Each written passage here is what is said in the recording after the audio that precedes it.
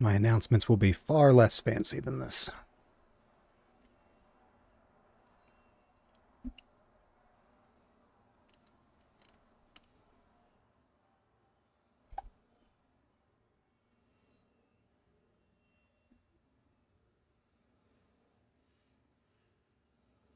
Let's see here.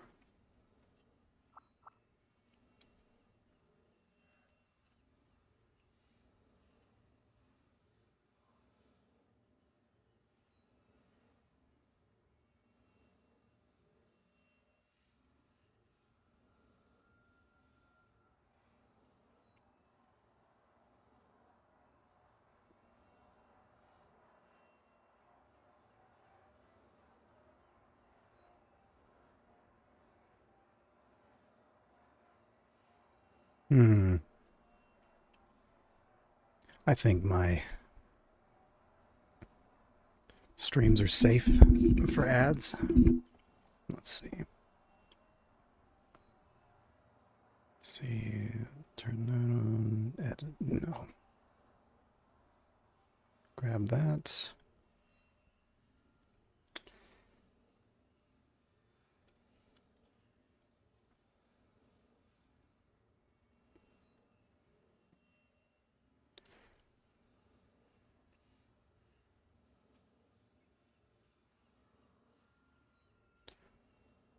Hmm.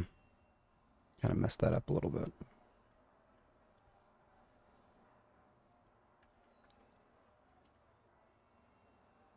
Good enough.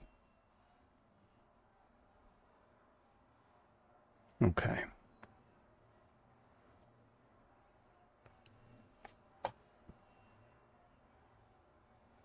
Let's see here.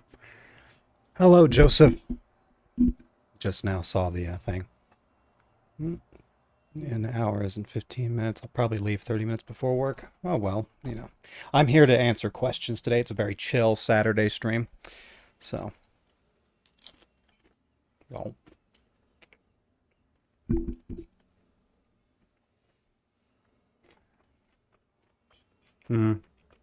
Missing my co-host. Need to hire another one in case the original falls through. So, who has questions about MBTI today? Lately, it's been Bob. Let's take a look at video suggestions. And get something started.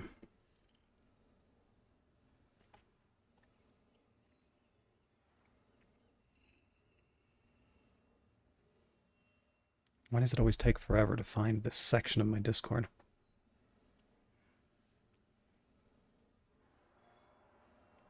There we go.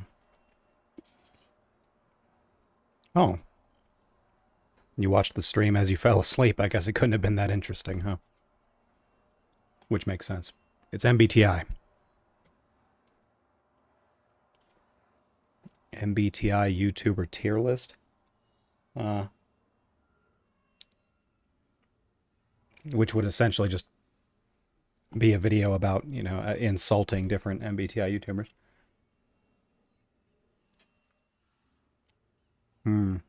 Well, take your time. I'll be here for a while.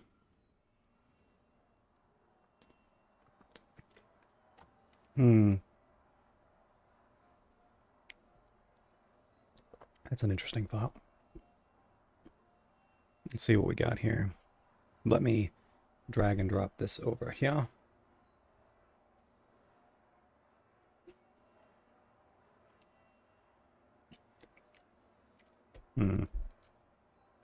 I'm tired of dating and on the ONS. Don't know what that is.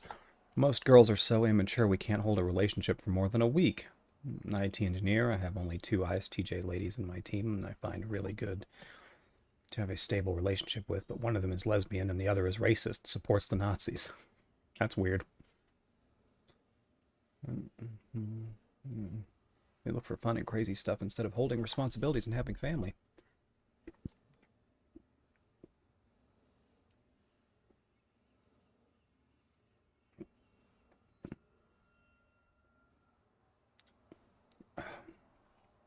Man, people don't know MBTI at all.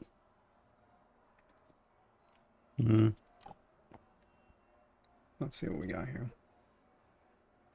Do you guys hate the sun? Are INTJs vampires? No. Hmm. If J isn't a real type, it's a misidentification of a blend of personality disorders and mental illness. Well, that's just... I guess this is just to be funny. No one's being serious here.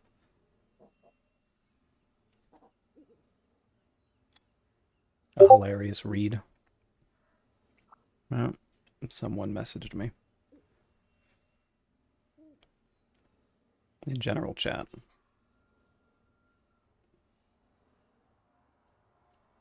Bunch of weirdos. Let's see. Why are INTJs so bad at it? It's starting to read like a 4chan post.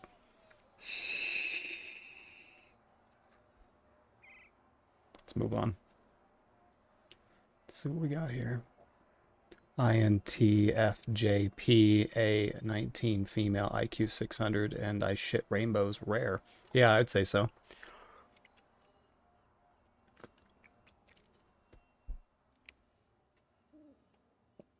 Now, you can tell that this is not something written by an ENTJ. By the way, ENTJs don't care about MBTI. So if you have one consistently talking to you about it and wanting to learn more and all that, they're automatically not an ENTJ.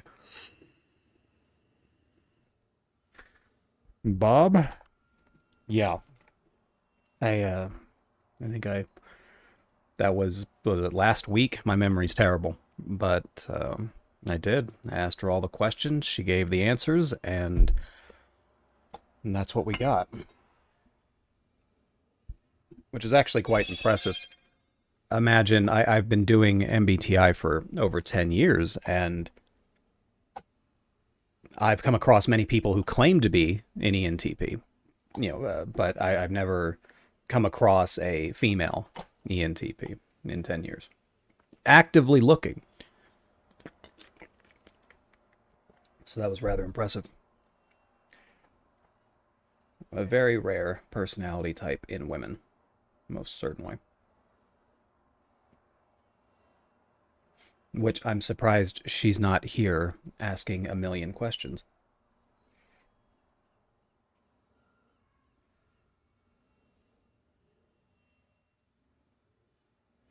Which type's the most likely to pee in the shower? Um,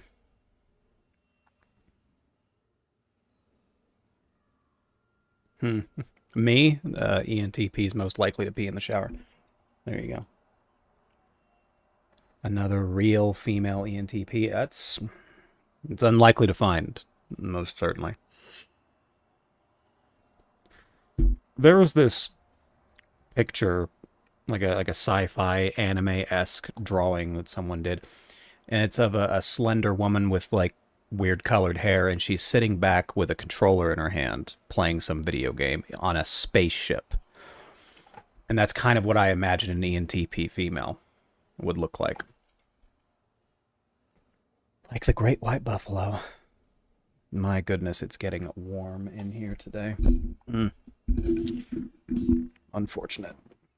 Let's see if we can't turn the fan up a little here. Like, by a lot. Let's see. Oh, this one looks funny.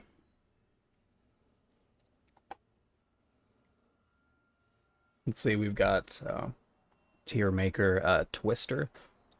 That's the suck zone. I'm not sure what that's supposed... Are we talking about, like, charisma, I guess, in general? ESTPs and ENTPs in the suck zone. When you used to tell me that you chase tornadoes deep down, I thought it was just a metaphor. Okay, so who's at the bottom here? Can't see that very well. Let me move myself down just a little bit here. I've got to go, Julia. We've got cows. Don't know what that means, but ISFPs, ESFPs, ISFJs, and ESFJs. We're talking about just like the lack of Riz, I think, as the kids call it. Why you're talking about? I don't know what they're trying to determine here. Like, what are we calculating here? What are we rating exactly? My assumption is this is gauging the magnetism of the different types, and so if you're looking for just straight magnetism, then this is a little bit, it's a little bit off. I mean, you would definitely put ENFJs in the suck zone. You'd probably take ESTPs and ENTPs down here, just one step below. I don't know. It's silly at the very least. All right, let's bring me back up here. We like silly.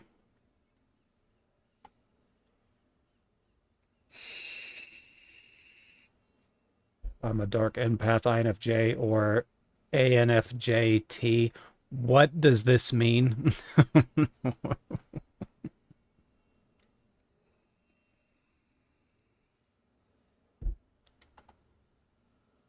Okay.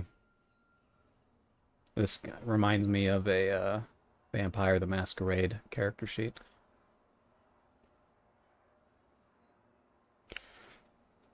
The suck zone refers to an area in which the tornado sucks people up. It's a Twister movie reference. No, I got that part, but I just, that's what I was assuming was the level of charisma or just general magnetism of their personalities.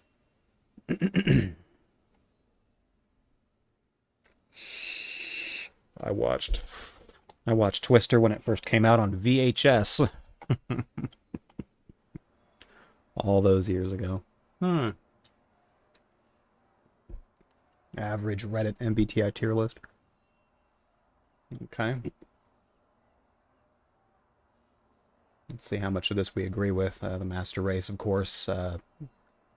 The rarest personality types. Wait, where's ENFJ on this? Whoa.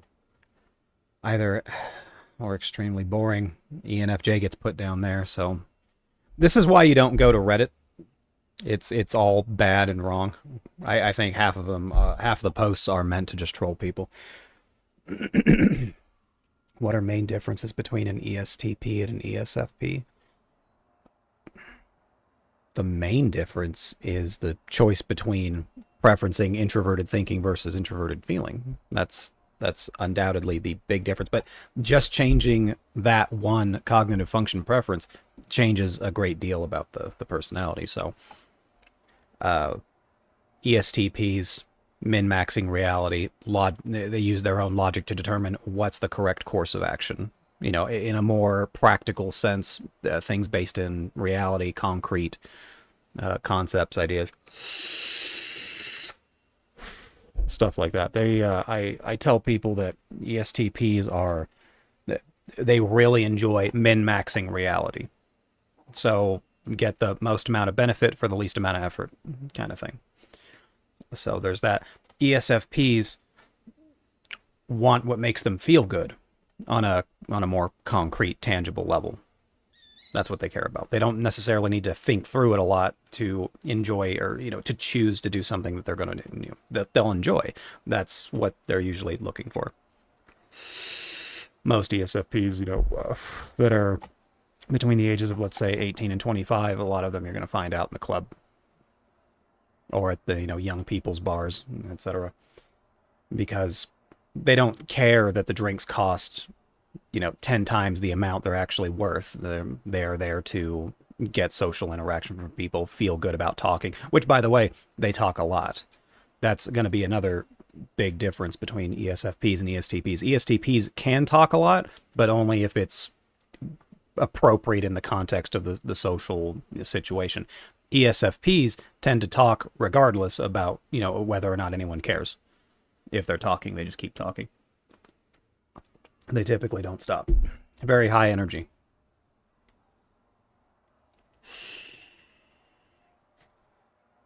ESTPs prefer to think through their decisions before doing it. ESFPs go with their heart, as they say, instincts.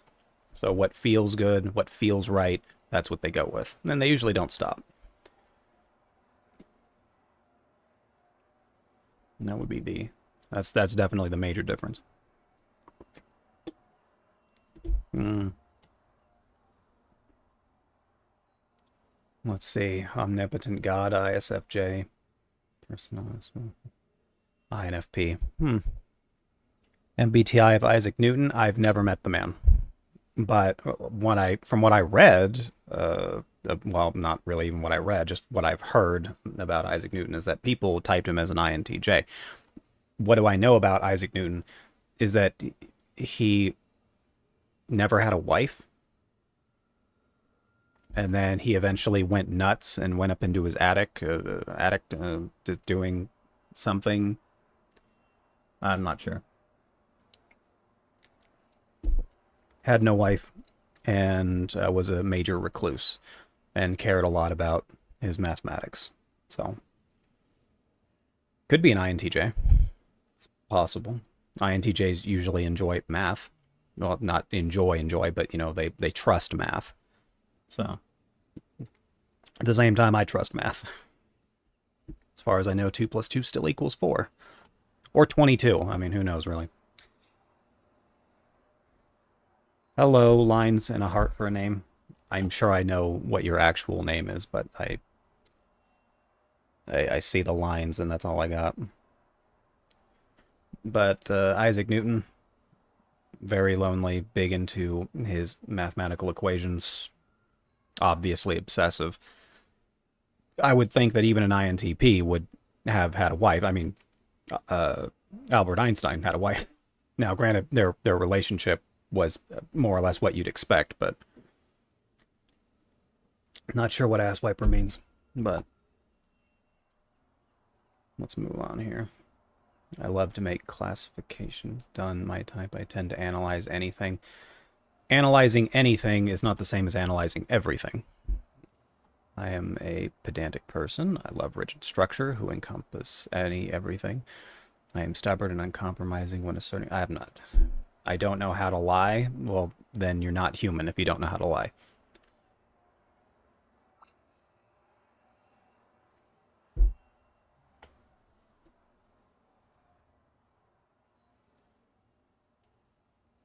It's capital I and then L and then I and then L. So it's ill.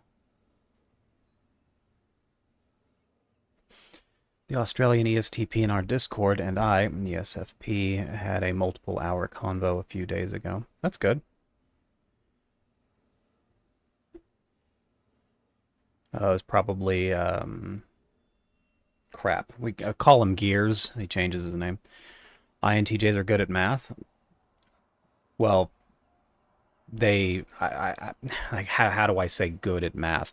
Like what does it mean to be good at math? Like they can does it mean that they can instantaneously read a formula and then always be able to use it constantly after that? Like no, it needs practice. Do they appreciate math? Most certainly.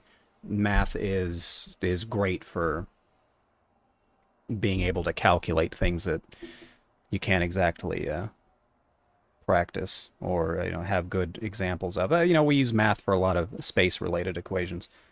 Things we can't just test all the time, and that's how we got the idea for black holes, through math. Let's see. Where is Ven? Ven told me that she had an appointment and that she said for sure that she would be done by 3:30, which would be in an hour and a half from now.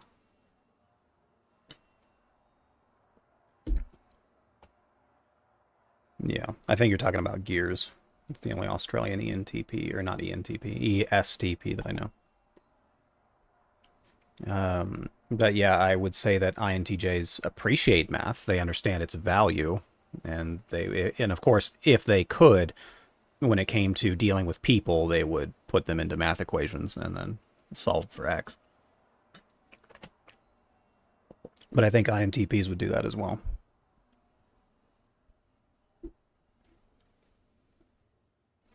Well, some people get bored with their name. Let's see what we got here. Correlation between the types. Enneagram, you got me on that one. I devised a new typing system. Season plus time of the day. Okay.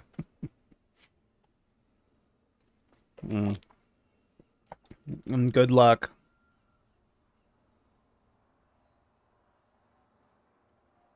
Have a good sleep. Hmm. We got here.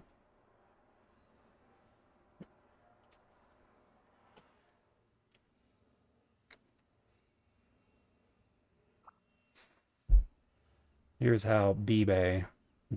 Is that, you read that? Describes the three-step process of extroverted feeling. Affirming, validating, relating. Okay. Childlike when connecting with others. What does childlike mean? Exactly. When you use vague descriptions for things, people are allowed to interpret it in whatever ways that they want. That's a problem. So I don't know what it means by childlike.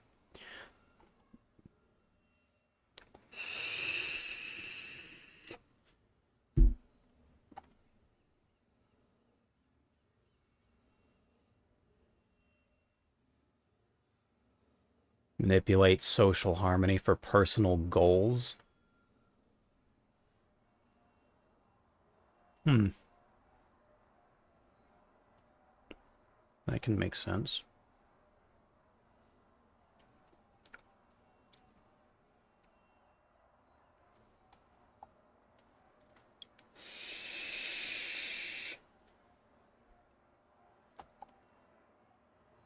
Feels obstructed by or stubborn about.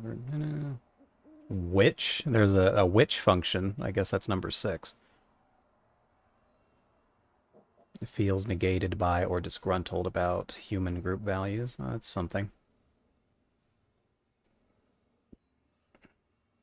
Hmm. Well, that's an interesting theory. Let's see if someone can prove it.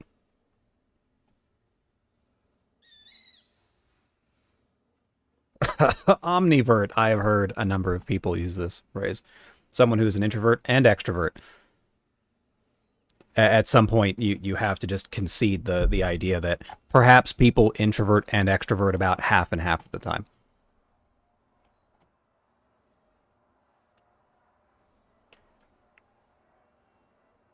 And there's ambivert again. It's ridiculous.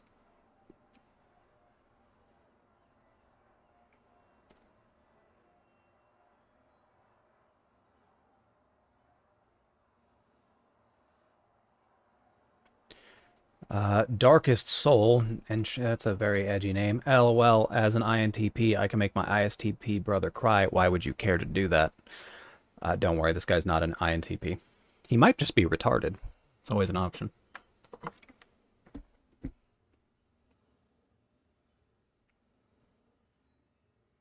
ISFJs when their family is brutally murdered in front of them. Okay.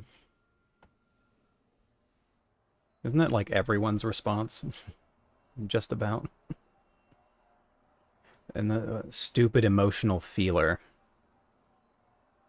Well, ISFJs aren't stupid emotional feelers, so once again, this was in the last month, I guess. Who's got more questions? While I kill my brain cells on Reddit.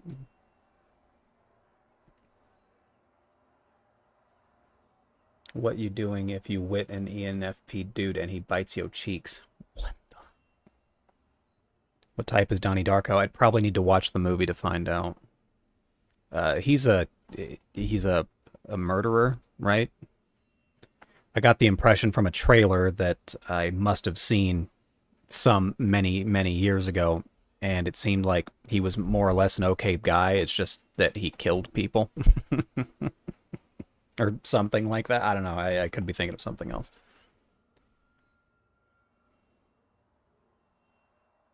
Which type is most likely to be a crip and spin their ops blah? ISTJ. Which type is most likely to have vaginal discharge? Okay, that's a good one. Um,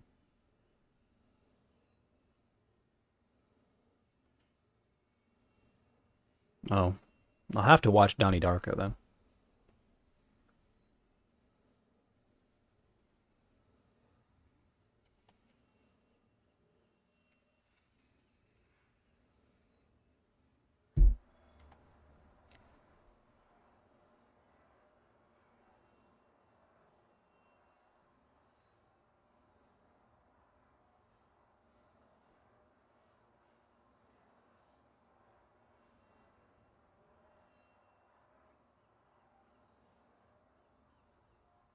Okay.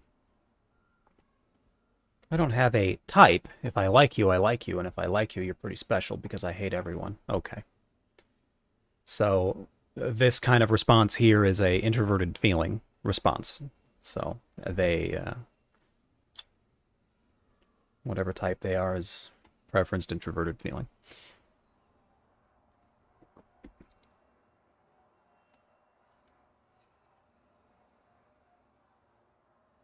Jeez.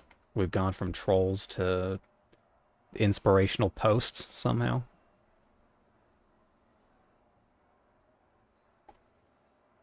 It's a great movie. Time travel is a big part of the movie as well. So Donnie Darko is about time travel.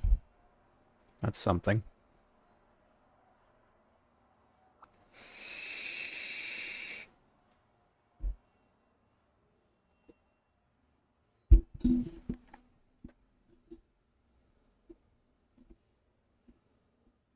Hmm.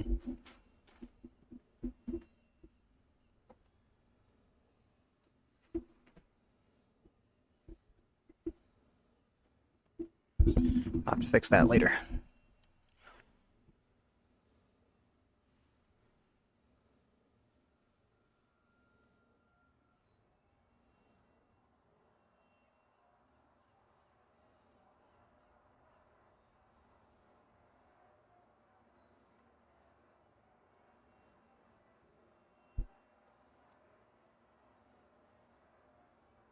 Hmm.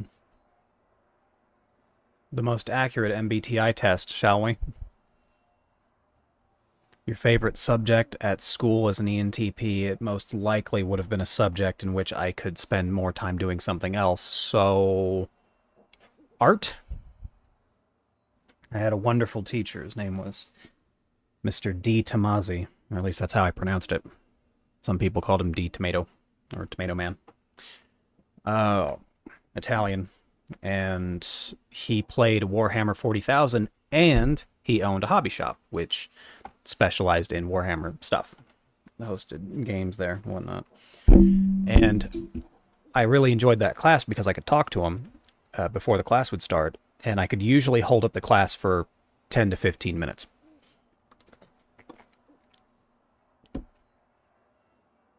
And so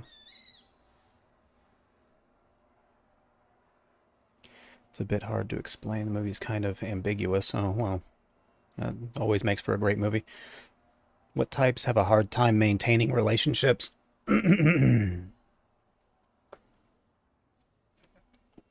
me think on a more general level, like ones that have a hard time maintaining relationships. So types that either get bored easily by their partner or they're not interested enough in their partner to maintain the relationship. Let's see. So that would be extroverted, intuitive, preferenced people. They are always going to have somewhat of a difficulty maintaining the relationship for a number of reasons. But I would also say that introverted intuitives also have a typical bad time maintaining relationships for different reasons. So if you take, like, let's say you take an INTP who managed an INTP male who managed to have a relationship with a woman, they have two options. Either they can hope that they had a partner who deals with their, insanity, crazy ideas, and, wanting to do things on a whim. Or they have to be incredibly submissive and do what their partner wants because they know good and well that if they screw it up, the odds of them getting into another relationship is, low probability.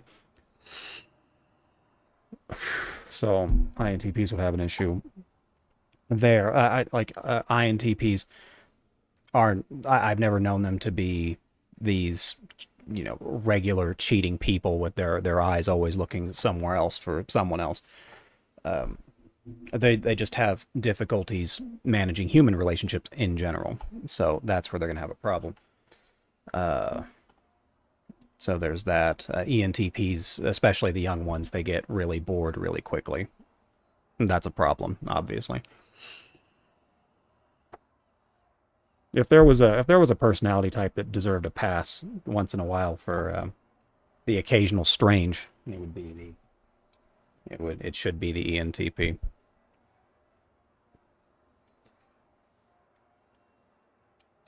Let's see. Introverted intuitives notoriously have issues maintaining relationships because they are very much focused on themselves and getting their things done. And so that can lead to them not paying much attention to their partner, or in many cases, simply not caring about what their partner's going through, which inevitably leads to someone getting upset. So I would say that out of the two, though, introverted intuitives are going to have the hardest time maintaining relationships. What type would you suggest for an INTP male for a romantic relationship? That's tough because I mean a romantic relationship with a man or a woman, because that's important. With a man, it'd probably be easy and fine. Just you be you, and everything should be okay. But if it's with a woman, then that's gonna be that's gonna be tricky because women typically want a man who's more aggressive, domineering, confident, all the things that INTPs have struggle with for being a romantic partner for someone. So you could try ISFP.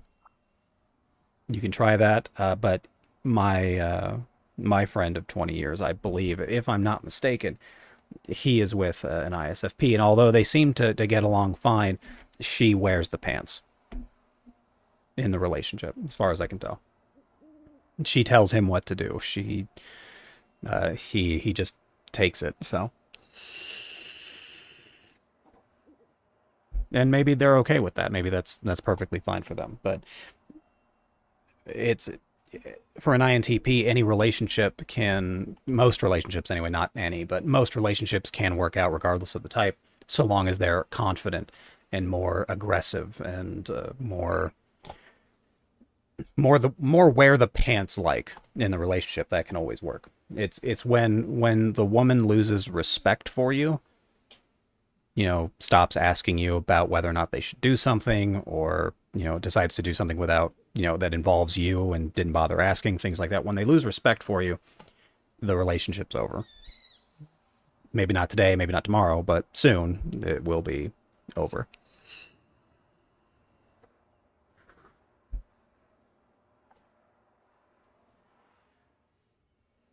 Let's see. Most accurate MBTI test, 4 whole questions. Did you speak to anyone in the past 5 hours? Have you daydreamed today? Oh, goodness. Have you ever punched someone in the face? Are you a lazy F word? Yikes.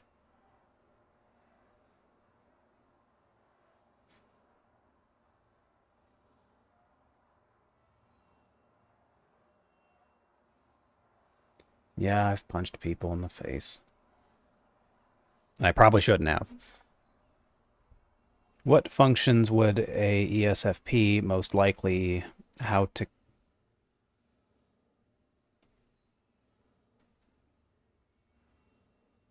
let's try that. What functions would an ESFP most likely how to combine to have a fun and interesting continuous conversation with intuitive types? You can have a fun and interesting conversation with the intuitive types. You just need to pick a subject that you're both interested in. Just because someone's a preferenced intuitive doesn't mean that they don't enjoy things that are more in the tangible real world. They may come up with ideas about those things, and it might throw off the flow of the conversation a little bit, but for the most part, it should be fine. You just need to pick a topic of conversation you can both enjoy. That's all you got to do. Try video games.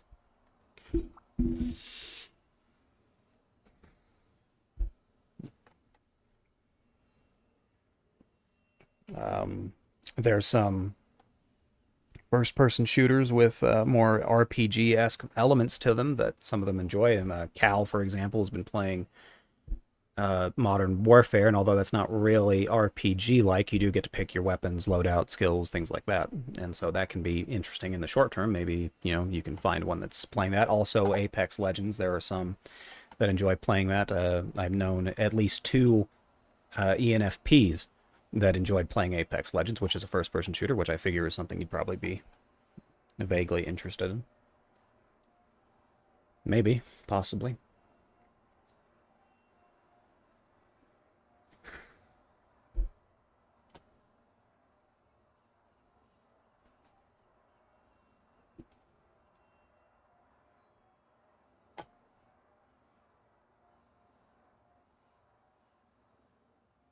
Wow.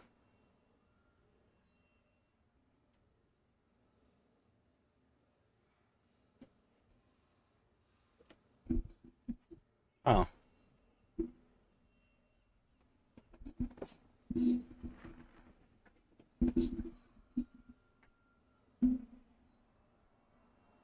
hates Apex. Yeah, I don't much care for Apex either. I played it for like a solid 2, 3 months trying to get, really good at it. And although I won a number of matches, I found it was too irritating to play. Let's see, who do you think could get us ahead faster, a nerdy scientist or an eccentric artist? Yeah, I don't know what you mean by get us ahead faster, like technologically advanced. Is that what we're getting at? In which case you would probably want to go with a nerdy scientist that can somehow figure out a way to get your consciousness put into a machine. That would be. I really want to, play sword art online, but like for real. Are there certain MBTI types of actors that normally use method type acting? I assume that there are a number of personality types that don't naturally emulate the behavior of others, and so they need to rely on certain methods to do so. But yeah, I would think that there are some that do. INFPs, being the one in terms of just the MBTI math, naturally an INFP can emulate whoever they need to emulate for a role. That's what makes Johnny Depp so good.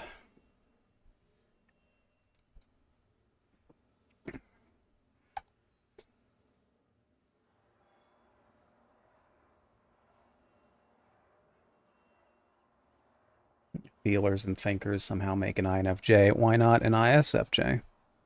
INFJ here. So, real quick. Um, oh, okay. This was a post found online.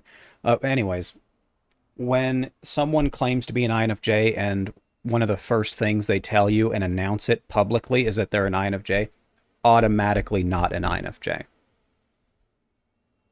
Automatic. The main reason for that is that INFJs don't go around telling people that information.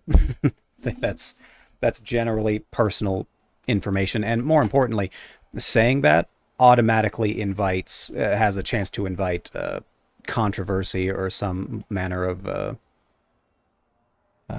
conflict with people, and so they just avoid that at all costs. Okay, it's getting too warm in here. I don't know what type Christian band.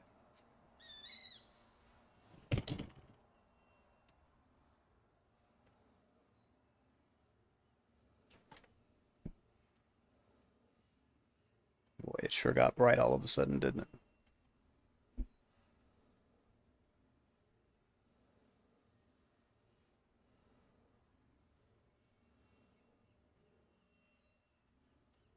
But is he considered a good actor by chance? Christian Bale. I've seen clips and bits and pieces. Like Batman is really the only movie series I know him from. I think he was in The Prestige as well, but I only really remember Hugh Jackman from that. So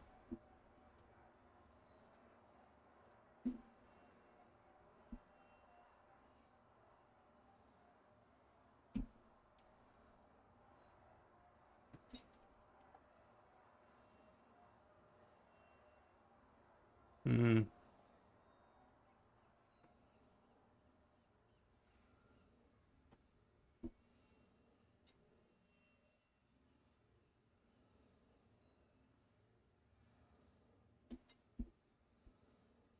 Well.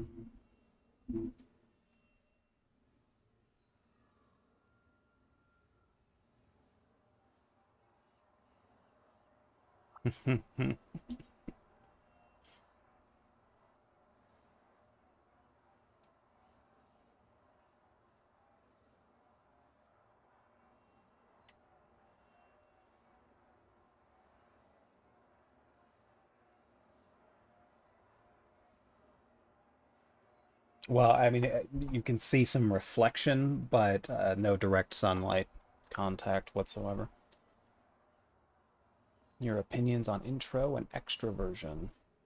That's stupid.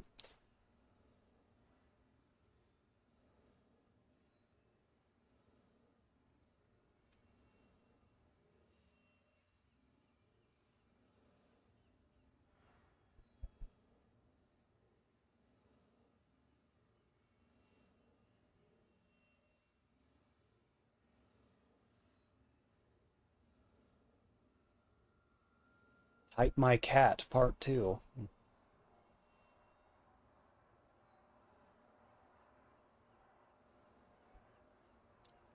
Classification does not explain the individual psyche. Nevertheless, an understanding of psychological types opens the way to a better understanding of human psychology in general.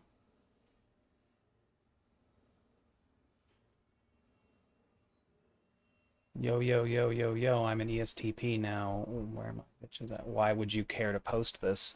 You're probably an ESFP, most likely. INFJ, struggling to accept the depth and communication in relationships.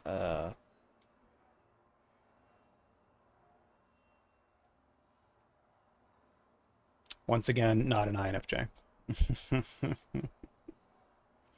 This has been my experience for the past 10 years. It's people claiming to be a type, being wrong, but then telling a bunch of other people that they are that type. Therefore, people associate that behavior with that specific type, and then the awful stereotypes get thrown in. God, I hate people.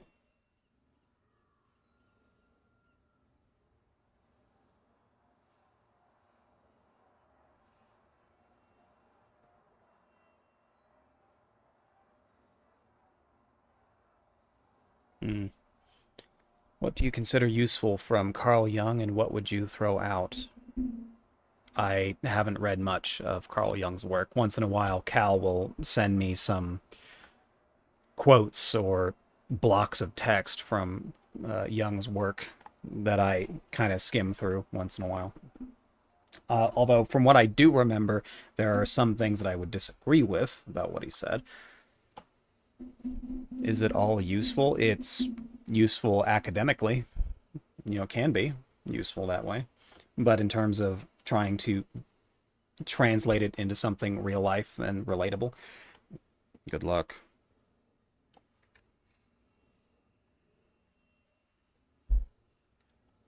The MBTI took the premise of Carl Jung's work and then tried to change it in such a way that it can be useful for job placements for people.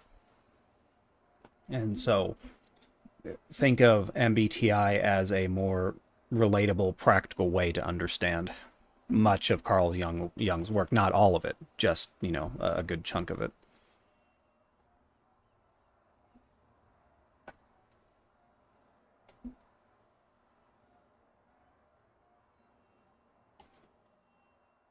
Please type the moon. Mm.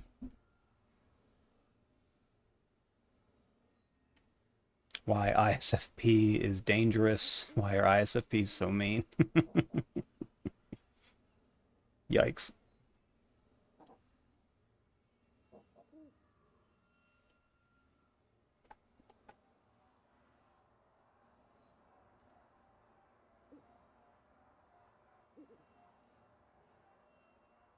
How likely is it for an INFJ to eat pizza on a Thursday night at 7:30 p.m.? Serious answers only.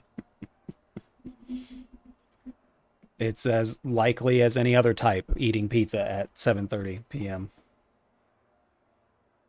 on a Thursday.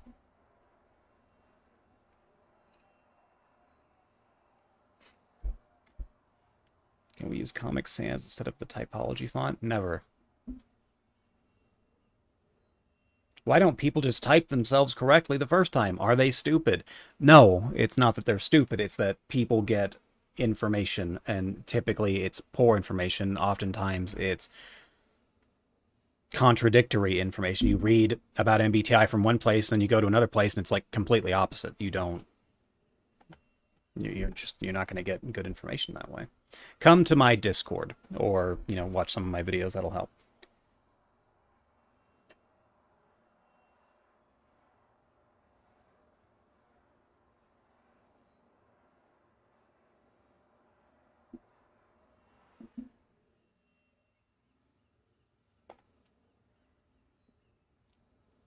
What else?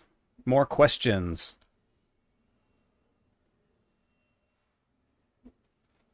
Thinkers get described as more logical than feelers. Do you think that's true? It depends on the context there. As to what do they mean by logical? Just to use rationale to discern things? Depends on the situation. Some of the more balanced feelers, let's take ENFP for example, they are not going to put emotions into a situation that don't call for it. But they will as soon as it does. As soon as it's appropriate to talk about the feelings, then they can talk about the feelings. But if it doesn't, then they're going to rely on extroverted thinking to answer those questions, which is going to be logical. It's just logic that they have accrued over the years of education.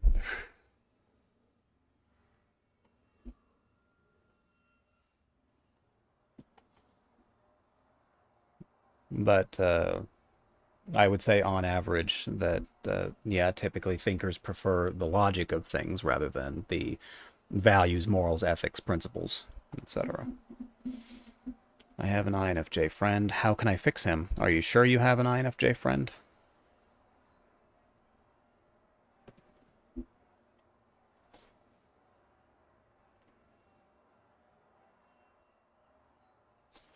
Let's see.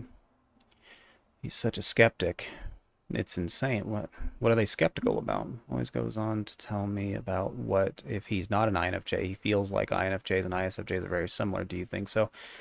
Well, they can be similar in certain ways, but the INFJ is always about themselves and moving forward in life and getting positive results, success, moving up in the world. And so that's the big difference.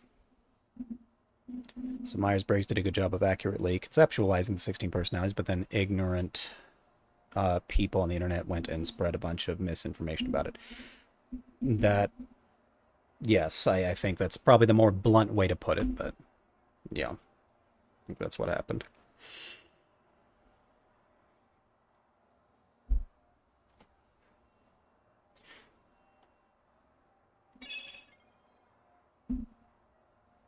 May need to open up my door a little bit. One moment. Let's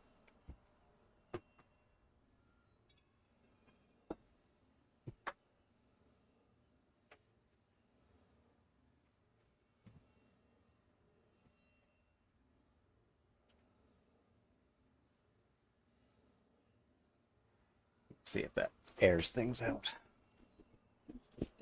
Okay. Let's see. He's very that, actually, yeah.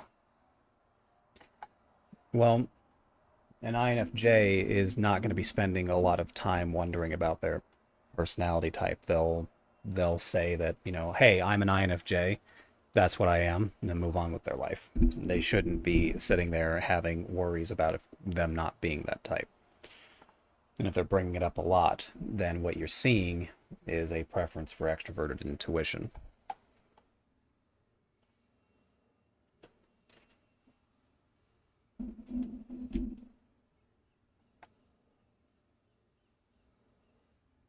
And when I say that an INFJ is all about, themselves and moving up in the world, I mean they're all about that. That's what their life is. It's lead position, introverted intuition. So they're always, they can't turn it off, focused on themselves and getting their things done. And if they're spending a lot of time not doing those things, then that's not a lead preference for introverted intuition. Introverted intuitive preference people are rare in general, not just INFJs. It's INTJs, ENTJs, ENFJs. They're all very rare because having that level of drive and focus on yourself is obviously rare. It's a very rare human quality. Most people believe that there's more to life than just making sure that you're pulling in more money, or making sure that you've moved up in rank in your job so that you have more authority over people. Most people believe that there is more to life than that. And so they spend their time doing actual fun things with the short time you have on this earth, and even shorter the time in which you're young enough to really, do a lot of things.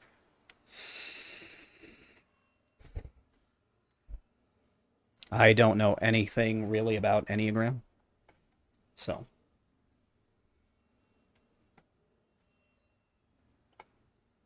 I specialize in MBTI. That's what I tell people. And I think that's where a lot of people, I said this, I think, yesterday on stream, but I think that's where a lot of people get confused about what type they are. They think to themselves, and of course I've said this before, certainly, some people will take an MBTI test online and then say, oh, well, I have, some weird, crazy thoughts, a few times a day. Therefore, I must be someone that has a strong preference for extroverted intuition. To have a first or second position preference for extroverted intuition means that it consumes most of your life. Weird, random hypotheticals, theoreticals, imagining scenarios, it screws with your life. You're not able to get many things done because you are too busy. Your mind is too busy wandering on other topics. And so I think that's where a lot of people get confused. Like to have a lead preference for any function means that it's a part of your life that you can't turn off, and you're going to see some drawbacks because of that. So I tell people to look for the negatives that come from having a lead function. And that'll give you an idea of what it is. It seems we have to do a bit of work to erase all the misconceptions of MBTI. Well, I mean, you could also try to stop the tide. It's just, it might take you a while. For every person that I can appropriately teach about MBTI, there's, 24 more people that are just bought into the Kool-Aid somewhere else. So what are the negatives with lead introverted intuition? So what I would do, so ask yourself, what negativity could come from 100% focusing on just myself? That should be obvious, right? Especially when it comes to people. If you are too focused on yourself, other people are going to suffer for it. So things like relationships. That's going to be a tough one. You're going to forget about people. You're going to possibly even ignore people on the regular. You will possibly throw other people under the bus so that you can get ahead because you're focusing on you. Just the same if you were had a lead preference for extroverted intuition. Well, that means you're not living in reality. You're living what you've made reality out to be. You're not focusing on what needs to be done. You're forgetting to take out the trash. You're not paying your bills. You're forgetting to talk to people, managing schedules, getting to appointments on time. Because your mind is always somewhere else. So it's going to affect you. It's going to affect your real life, most certainly. So that kind of stuff. As far as I can tell, having a strong preference for extroverted sensing will get you further in life than many of the other, well, at least in terms of a more fulfilling life, a happier life. extroverted sensing. Okay, so if you have a, let's say you have a lead preference for it, so you're an ESTP or an ESFP. Well, you're not spending a lot of time wondering about the possibilities and things. You're living life in whatever way is best for you. So yeah, you're not having a bunch of ideas about things, and maybe you need to, if you have an issue that needs a more creative solution to it, you may go to someone else for it when it actually happens. But for the most part, that's not how life works. And so being a strong preference extroverted sensor means that you're going to, more often than not, have a more enjoyable life. You'll be able to handle the real life things. You are aware that they're going on and you take care of them.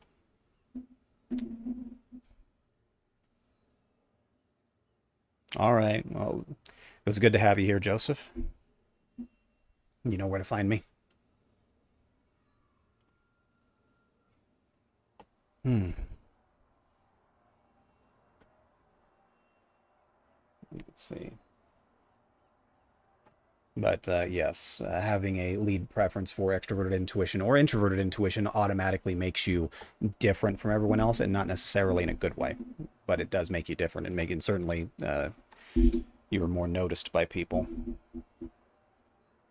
And once again, usually not in a good way. Usually it's, people think you're weird, and so deal with all the negatives that come from that.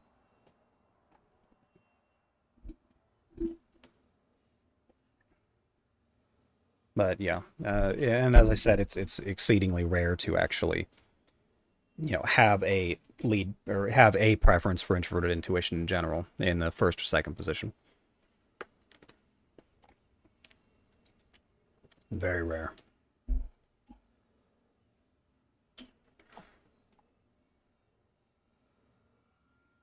Let's see what else we got here. So I'm an ISTP,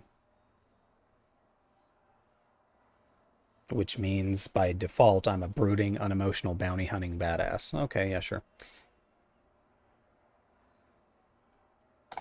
Let's see what else we got here.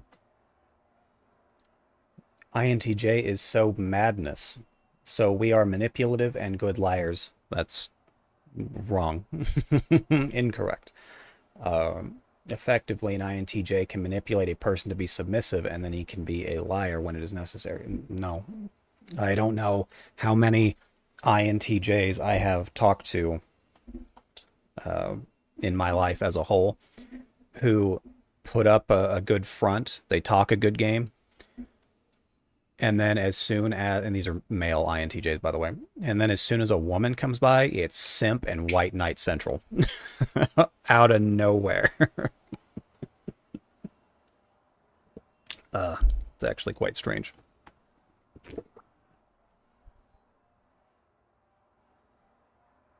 Does anyone else masturbate to an extreme? Jesus.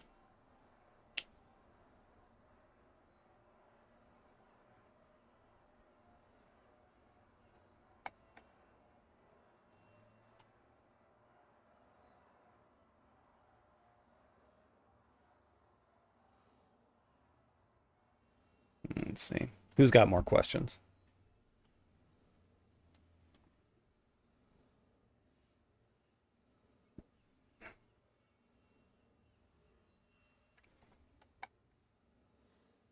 Lovely job advice for, or from, I think that's personality database for ISFPs. ISFPs are not suited for those kind of jobs. Just go become a cashier at McDonald's or a maid for some rich ESTJ. There you go. That's the spirit. Oof. A little bit of NyQuil in the afternoon. Hmm.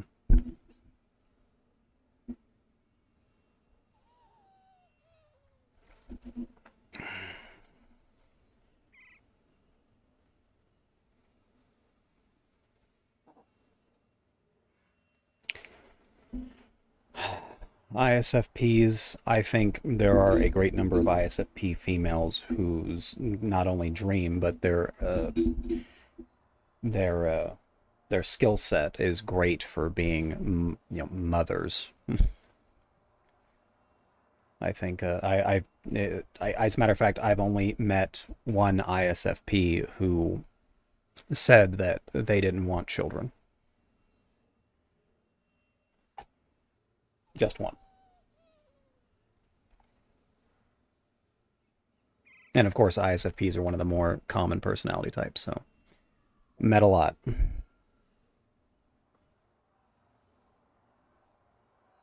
Introverts have anxiety, fear of people to an extent that they need to be alone 24/7 because when they're. Mm,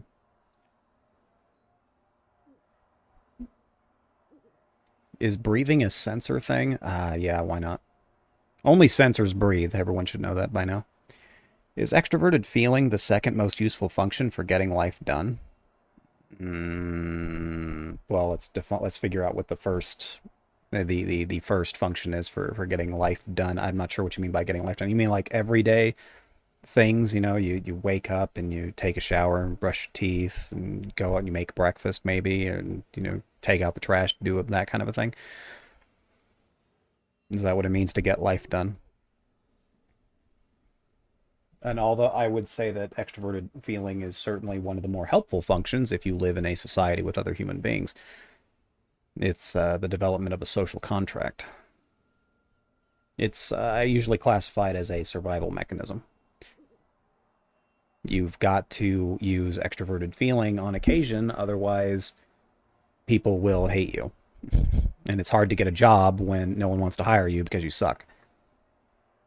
More like getting the life you want, careers, jobs, and plans. Well, that's the thing about having a strong preference for extroverted sensing. You don't really know necessarily what it is you want out of life. You just know you want to keep enjoying it. So that means your life could change radically, from week to week.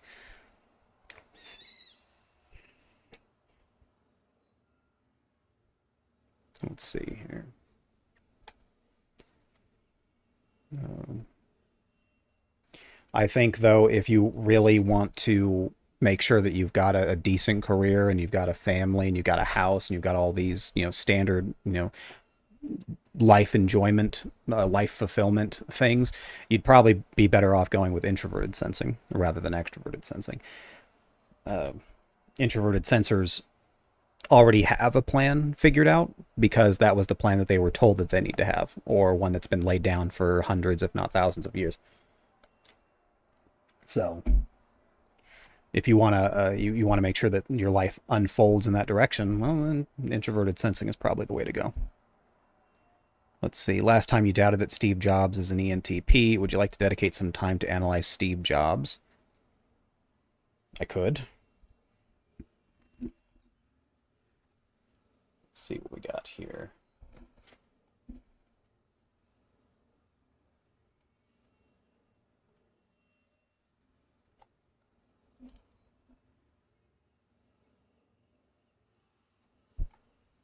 Hmm. He died at 56? Wow.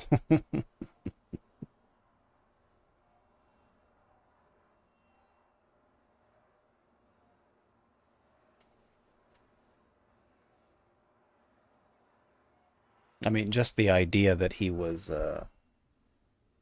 they say that he was an inventor, but from what I understood, Steve Jobs would, he'd have like a think tank of, scientists or actual inventors, and he'd say, "Hey, invent this thing," and then they would get to work on it, and then he would take credit for the invention of that product. So, died of pancreatic cancer. Well, that's one of the really bad ones that you can't really, deal with. So, yikes.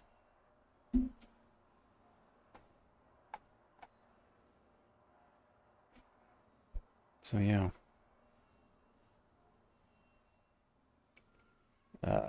Unfortunately, the best that I'd be able to do is go off of what he spent most of his time doing, which was running businesses and being rich.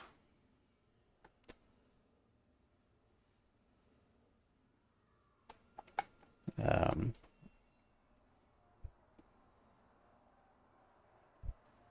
well,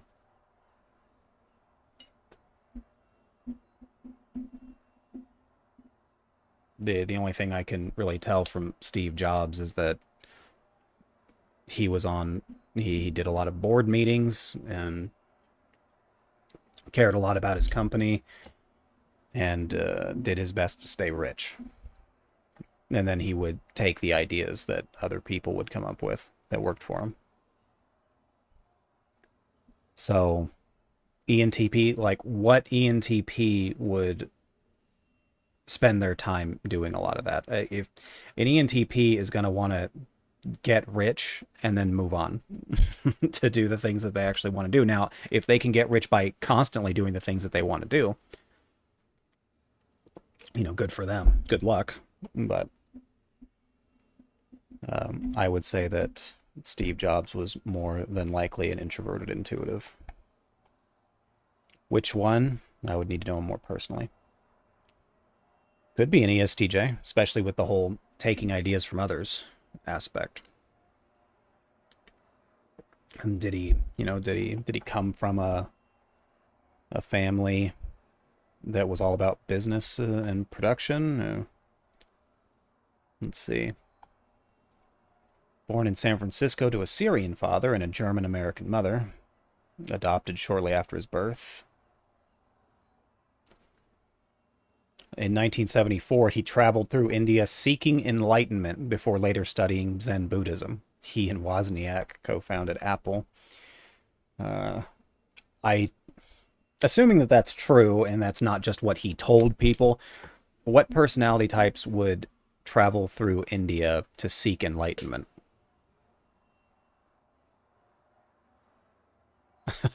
uh, Excellent question.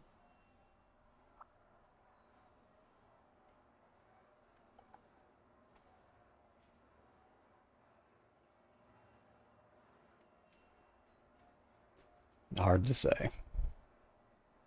Maybe I'd have to watch some like interviews or something.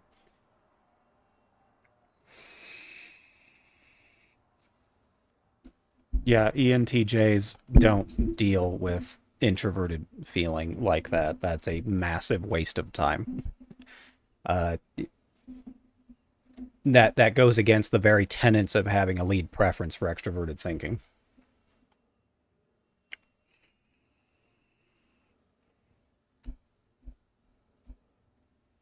Yeah, it's it seems more and more unlikely that he had a lead preference for extroverted thinking.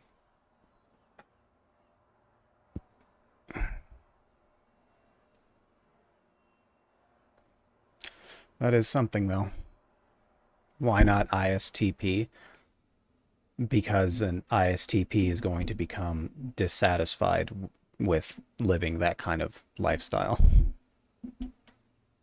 The whole, managing companies thing, like he is not someone that really cared to get physical. You know, finding yourself by going, just traveling through India, I assume on someone's dime, isn't really ISTP, really an ISTP thing to do. As a matter of fact, it starts to sound more and more like a feeler somehow as we keep talking about it.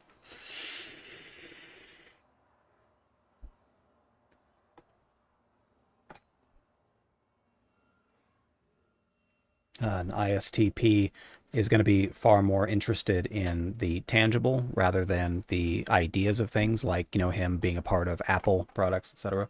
Especially back then when it was brand new and no one was certain where it was headed. Uh, Maybe, and I once again, it's just, could an INTJ do that? Possibly.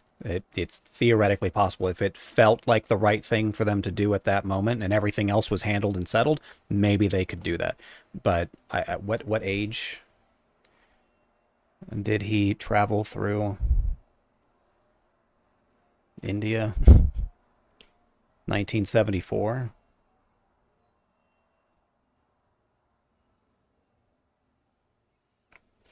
Okay, so he was in college in 1972, and then he withdrew from college that same year. Now it's starting to sound a lot less like introverted intuition. 1974, he traveled through India seeking enlightenment before later studying Zen Buddha. Like, why would he bother studying Zen Buddhism?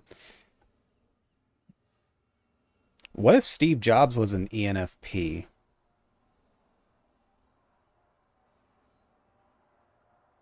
It would have made him miserable after a while. Hmm.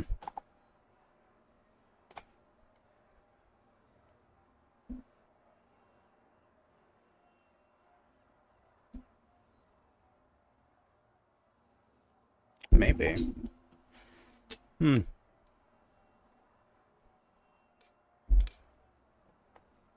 I mean, there was a very there's a clear sign that at a critical point in his life, which would have been college, he chose to abandon it to go, and then 2 years later decided to go travel through India. Not very introverted, intuitive.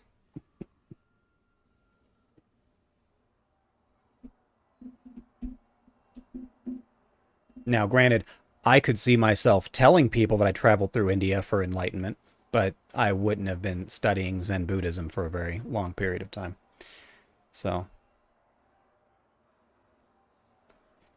well, I look, I don't know Steve Jobs personally, so when you say that he's too smart for that, I don't know what you mean. Like, can you tell me what he did that made him so smart? I mean, was it the idea that he told other people to invent things so that he could take credit for it? Was that particularly intelligent? Like,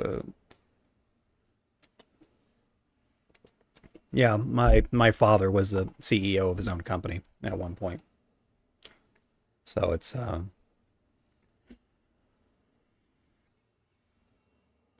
we seems like someone might be giving Steve Jobs more credit than he deserved, most certainly.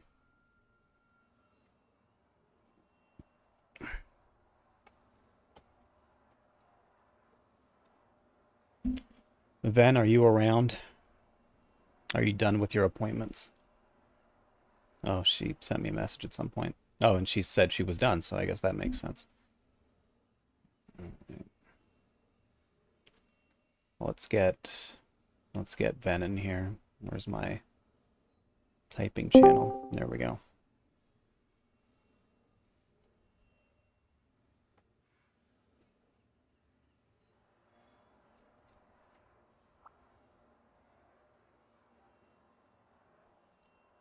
I'm in the typing channel.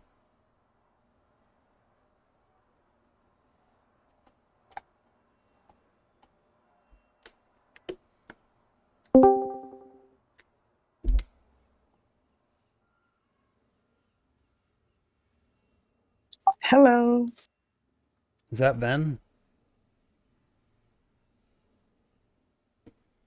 Welcome it is back. me. Oh, goodness.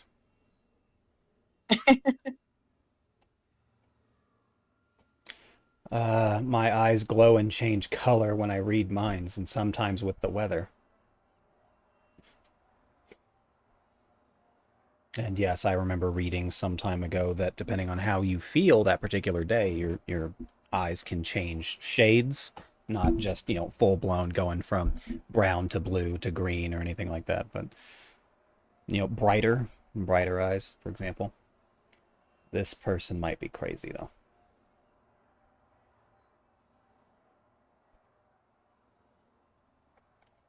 How was your appointments? It was great. I got it done in less than an hour.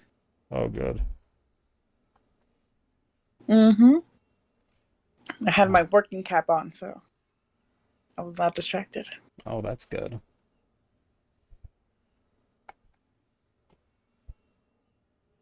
What does edge lord even mean? I'm an ENTJ. I'm God.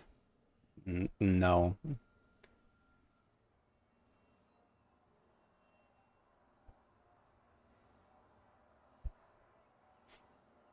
that's a guy, right?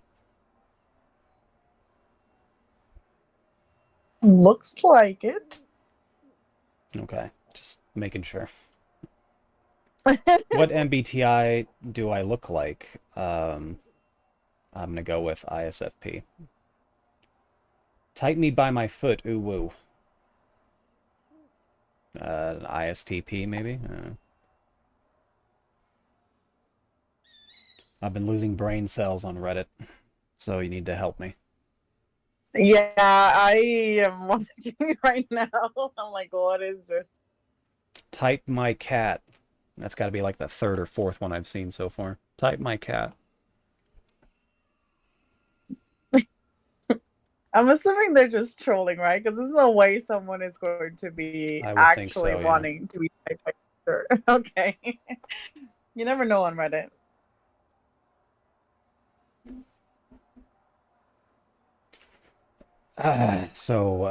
According to this person here, introverted sensing somehow pays attention to your internal biological processes. That's what introverted sensing does now, according to that. Hmm. Interesting.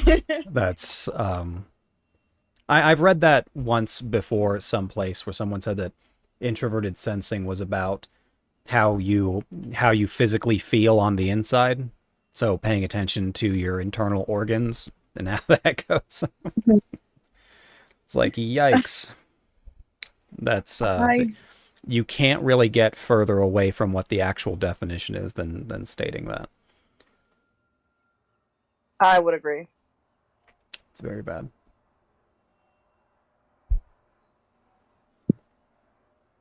I ate and enjoyed a foodstuff. I a sensor? Well, obviously, only sensors eat things. Just like only Obviously. Annie has ideas. That's right.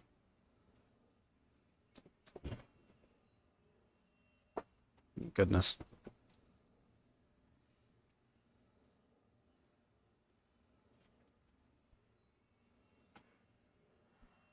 Hmm. Let's see what else we got here. Type this bunny then. Well, I can't see the bunny yet Why? because the stream takes a couple of seconds. No, it doesn't. Yeah, I still haven't seen it, so I'm waiting. You would need to share your screen. Oh, I see the bunny. Oh, well, it's in nice flower, so I'm gonna say INFP. Okay. It's Let very me artistic bunny. let me share that. There. Hmm.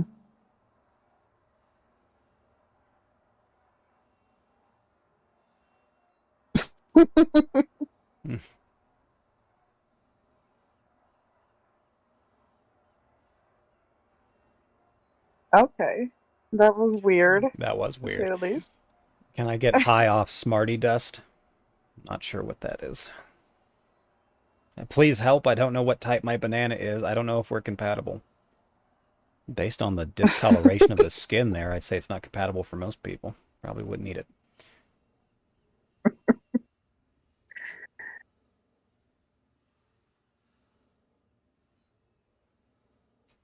Oh, this is enneagrams. Yeah, I don't. I've got nothing for Enneagram. Type my puppy. It's an ISTJ, like all animals. I am INTJ, and I'm so afraid sensors will take over our lives. Why would you think that? Don't worry, you're not an That's a INTJ. good thing, So though. it would probably be a better thing for most people. We need sensors. Like we can't survive without sensors. Imagine That's just a true. world of intuitive.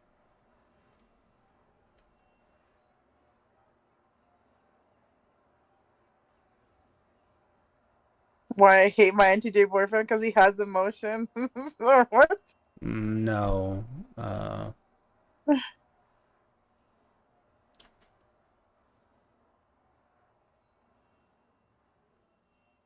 Someone to kill people for me. You know what? I kind of agree with these points. I can't say I don't. your dad doesn't exist.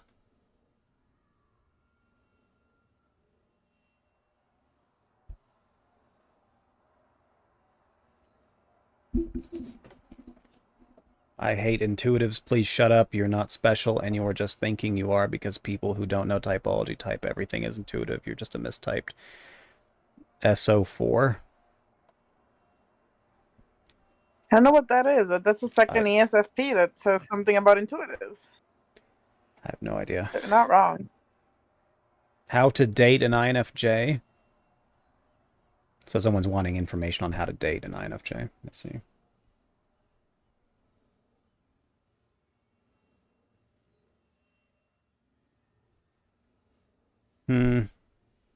That's pretty stupid. It's something in Enneagram.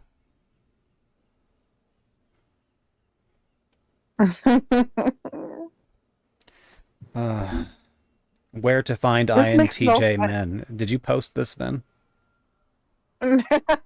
No.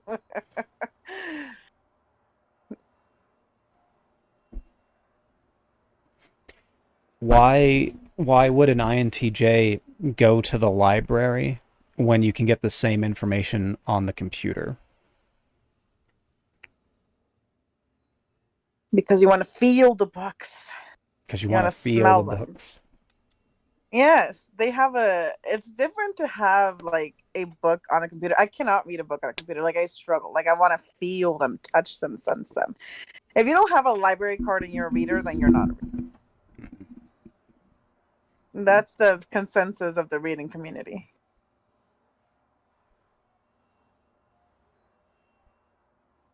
Is INFP used as a blanket insult by gaslighters? I know some of them do. You know, I used to use INFP, but after learning more about typology, I just use ESFP. Just use ESFP. There you go. Yeah. If you don't like someone, you call them an ESFP, apparently. That's the new insult.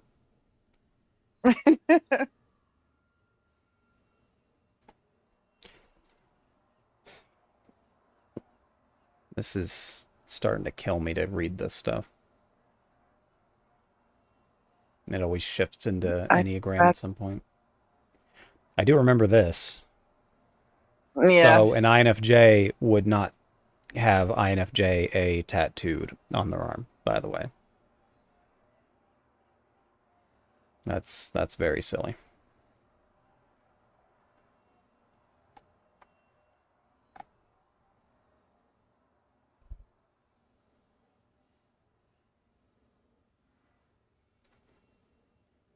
ENTP.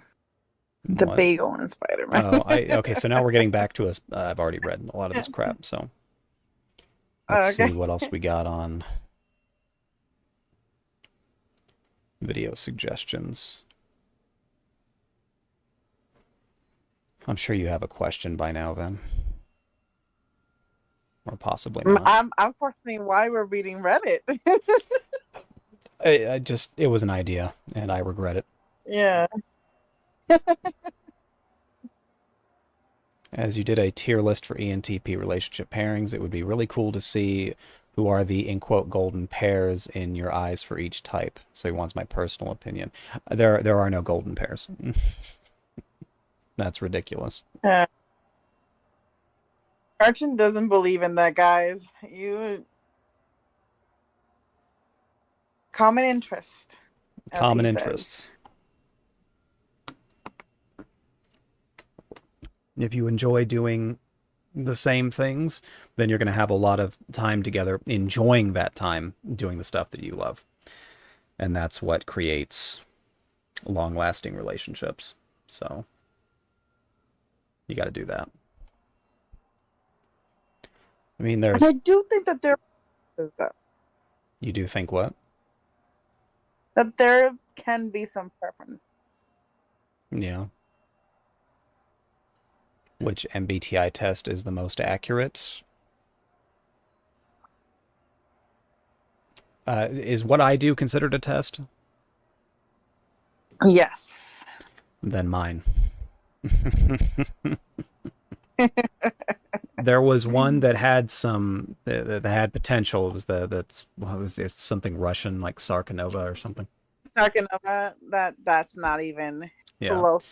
I thought that one was going to be neat, and turns out no.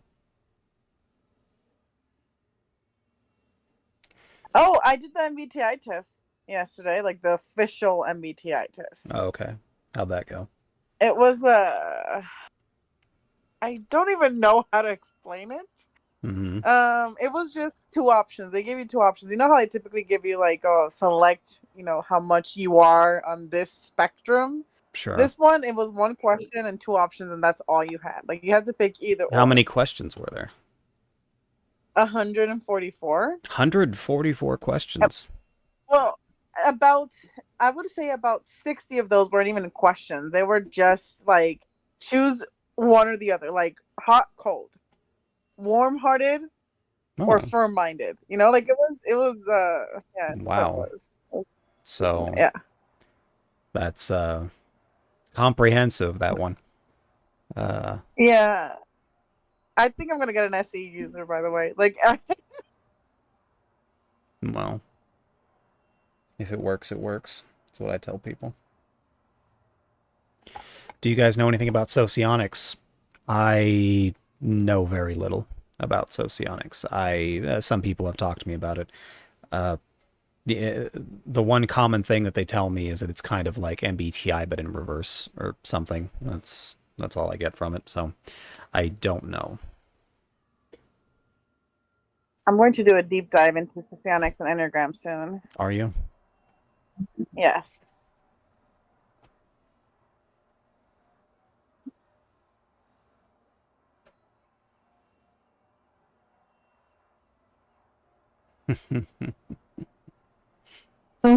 Let's stop reading this. It's causing me pain. All right. Let's see what else we got here. Oh, right. We were talking about the whole golden pairs thing. Mm-hmm. And yeah, people typically have conflicts regardless of the type, except for maybe the exact same types. But even then, there are some like introverted sensors that grew up in very different parts of the world. They're going to disagree on how things should be done. So this idea of golden pairs, I think it was like a marketing scam at some point.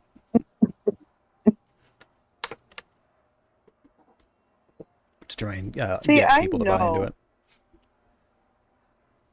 I know which types I wouldn't want to date. Mm-hmm.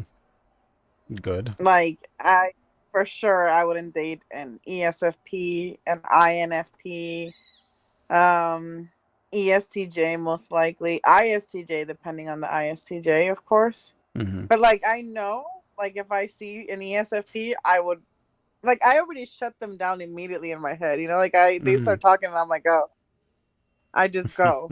So I already know I couldn't date an ESFP. I've uh, dated an IS and it was a very emotional kind of deal. So I don't want to go back there.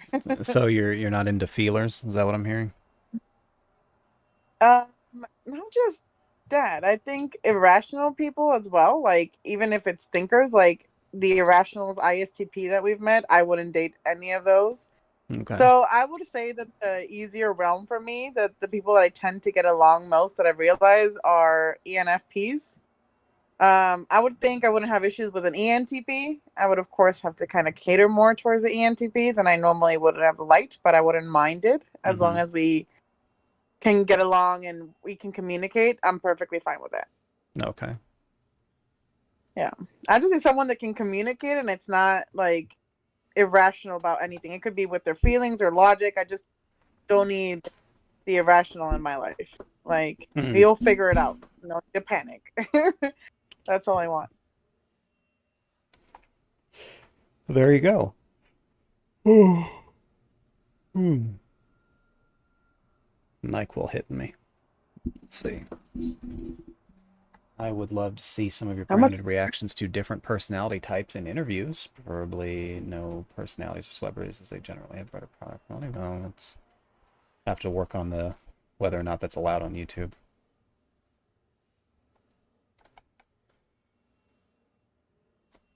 Hmm, I'm sure we can watch some maybe videos maybe. about something. Yeah, like who or As long what? as you're, yeah.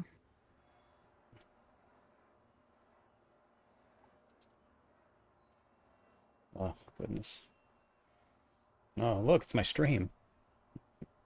As Helpful. long as it's covered and we put in the description Let's who the see. creator is and Adele is telling us that Melissa Talks is holding Joyce Mang hostage. Who wants to watch oh my that? gosh, let's see what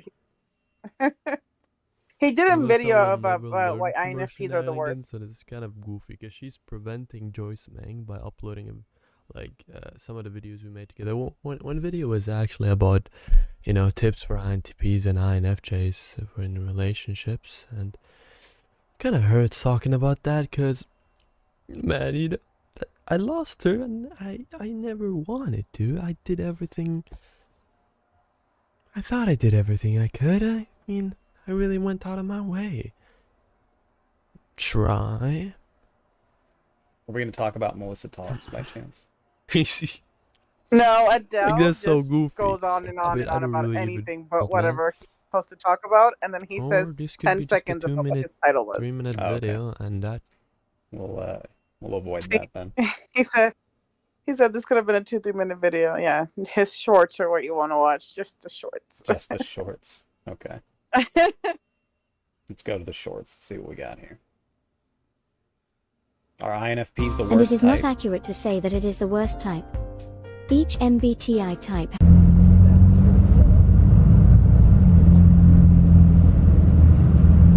Yes. It's the worst type. Can't understand what he's saying, sadly. and it is not accurate to say According to him, yes, INFPs are the worst type. Okay. What makes them the worst type exactly? He believes that they have no bearing in society. Like they with FI in the first position, they're useless to society. That's how he sees them. But they do so much for society. INFPs enjoy being veterinarians, therapists. Some of them go into psychology. Yeah, There was, of course, we talked to that one who was a lawyer. Well,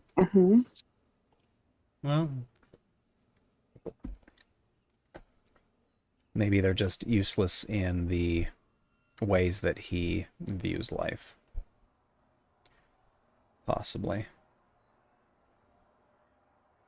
So Sylvia says, unless you're taking the actual MBTI assessment, which requires a small fee, I would go with the Sarkanova test. I would not go with the Sarkanova test. They have no TI questions in that test, and most of the questions are just very boxing in a way. I wouldn't go with any test unless it's like a voice call, because that way you can actually express why you do things the way that you do. Where a written test won't be able to capture that. And I did the MBTI test yesterday, the actual MBTI assessment, and I'm about to review it with someone that's also from the MBTI psychologist, that they have the certification. And I can tell right now that that MBTI assessment, it might not be the best assessment. The questions are very limiting. It's not terrible, but they're very limiting. There's also no TI. Yeah, definitely do not. The Sarkanova test, they have their functions mixed up. Yes. Some of them, anyway. There was an MBTI test that was at least not as bad, but I cannot remember the name.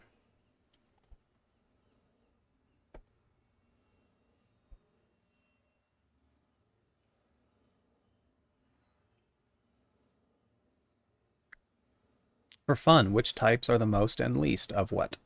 Oh, the most serious? I find ISFJs to be incredibly serious. Funny, I'd go with ESTPs. The ones that are the most flirty, probably ENFJs. Charismatic, I'd still go with ENFJ. Crazy. ESFPs. Open-minded. Which one's the most open-minded? I guess any strong preference, extroverted, intuitive. Competitive. Maybe ISTPs. Sassy. Probably ESFJs. Bold. Maybe ESTPs. Maybe.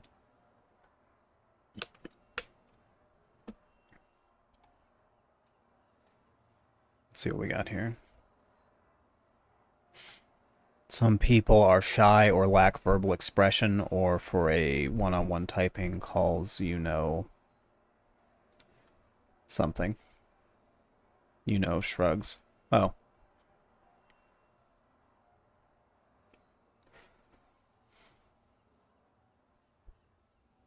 MBTI after a breakup. Cries and disappears, gets back together, stalks them, dates others. And INTP isn't in the running, I guess. They don't get dates.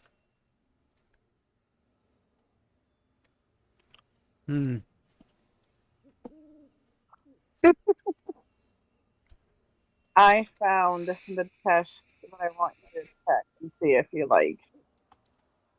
It's not accurate, of course, but I think the last part of it, they at least, I believe, had some of their functions correct. Who did? I sent you a link of the test that's becoming popular right now and going around. Did you know? Mm-hmm.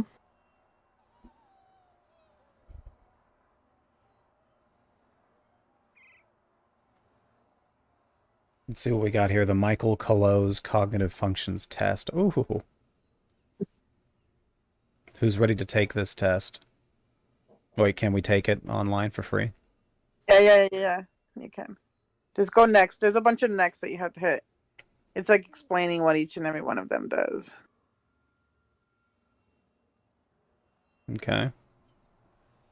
Remember, all the traits you're about to see will apply to everyone at some point in their life. For example, an indecisive person will become decisive if they're making a life or death decision, or even if their role at work forces them to be that way.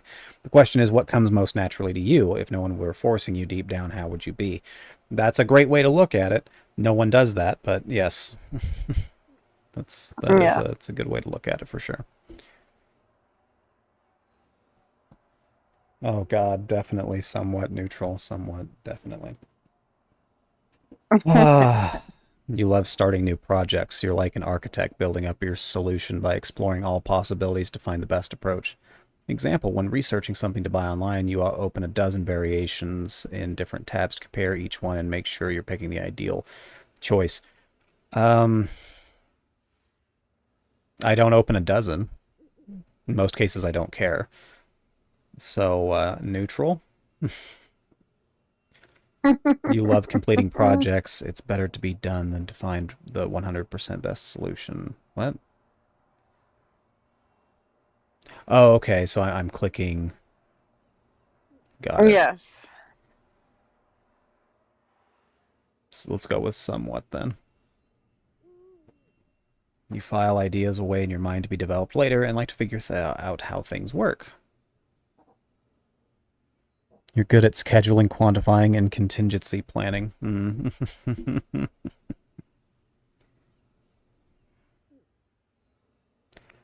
Let's just do definitely. Let's just do that. Yeah, let's just do that. You like identifying how things are different and logically classifying them. That's what I do with people. You want to be in control and you don't like people trying to influence you too much. I don't enjoy people trying to influence me. So, like, what do I put down? Well,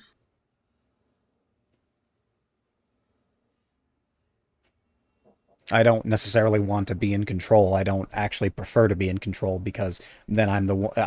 There's nothing new to me that's going to come out of me being in control of a situation. Rather, other people come to me with, new things to ponder and solve. Well, I would say either way that you like identifying how things are different and logically classifying them. That's what you do That is what most of I the time. do. Okay, then. If you're interested. Yeah. The best ideas are efficient and immediately useful. No. Information should be objective, orderly, and rational. Not particularly. You're passionate about knowledge for its own sake. Duh. Accuracy is more important, and doesn't matter where an idea comes from if it's the best one. Well, we'd have to define what the best is, but yeah. You're excited by following all the steps on a winding path leading to the conclusion. Meaning is more important than pure facts, and you want to understand what's going on behind the scenes. You just want something that works efficiently. You are concerned with the final result and understanding all the steps and thought processes that led to it. The facts are fine. No need to draw broader conclusions. That doesn't sound like me. Let's just go with No. this. Not exactly. You can go neutral. I Oh, wow. scored an 8 in introverted thinking and 0 in extroverted thinking. Aw. Yeah. I have That a is problem impressive. with extroverted thinking. I don't I like can using tell. it. Let's see how you make feelings-oriented decisions and judgments. Okay. Values are objective and shared. You look to social norms and expectations like etiquette for morality. It's a good way to look at it. You filter a situation through your own internal values to see how it makes you feel. You have a very personal or gut-based system of ethics. They kind of ask questions like I ask questions. Yeah, that's what I tell you. Like their questions were actually not bad. It's just it's in a written form, but at least they have their cognitive functions down correctly, in my opinion. Definitely do not value my internal processes. You feel responsible for other people's feelings, and you adjust your behavior to make them feel comfortable. You tend to be very open about yourself. Authenticity and sincerity are more important to you. And wow, they even used authenticity.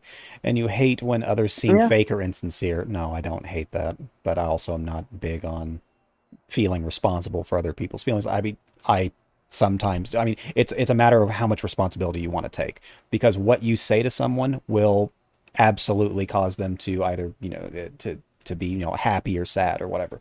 So it's really up, if you are aware that your actions are going to cause that, do you feel responsible?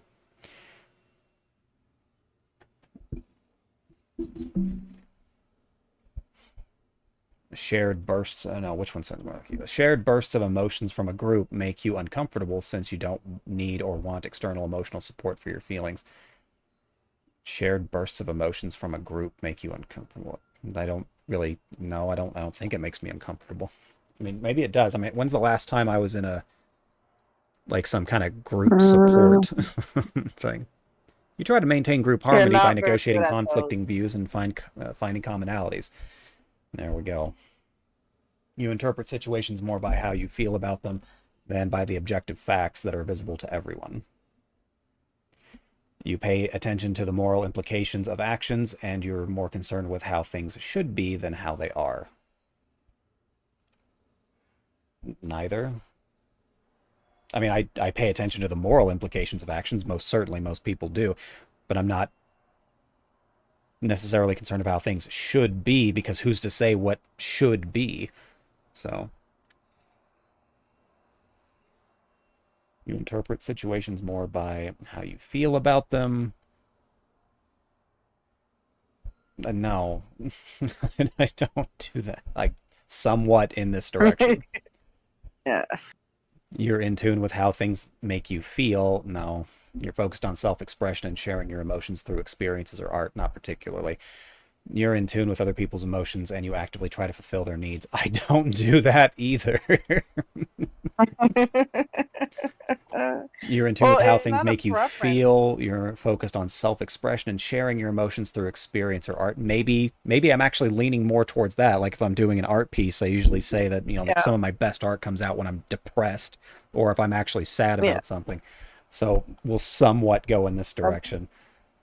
That's what I do. And that was the introverted Remember that feeling you question. Yeah, you can go neutral, which is again, it's basically saying like which one. If you don't resonate with any of them, you just go neutral because that's also testing it. Like, And so what? You're it's you're like testing. a statue if you just do neutral for the entire thing. Oh, you're not actually a person Well, if you're neutral. no. Well, no, it's just testing your preference for each function. So if you're not a high FE or FI user, it might not be something that you consciously are constantly trying to do, you know? Yeah. Let's see here. Let's answer That's some pretty much. questions real quick. Do you think that MBTI is commonly used by grifters online, using insecure people and providing a solution for some kind of profit, providing a type, but one which is very inaccurate?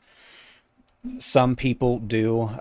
Yeah, Sylvia says that C.S. Joseph, I also got the impression that he was a bit of a grifter.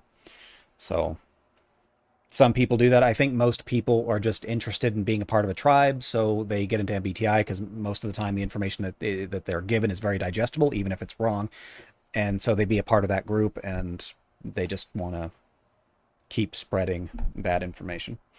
Anyways, now we'll look at how you perceive the world and take in information. Okay. You vividly compare and contrast your current situation with what you've experienced in the past or with what you consider to be normal. That is the introverted sensing question. You pay attention to what's going on around you in the physical world right now. You're more perceptive than most people with your five senses. Boop.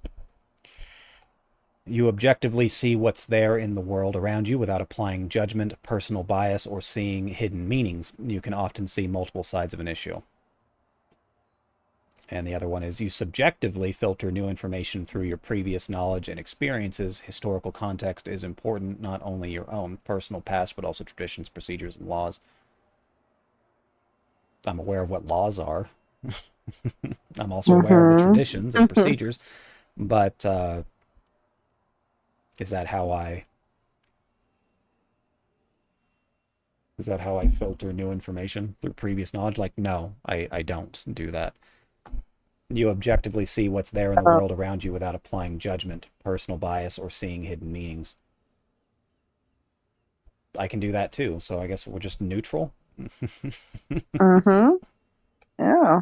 You're observant and you follow concrete things happening around you. Sights, smells, styles, trends, and what people around you. It's not something I do very often, no.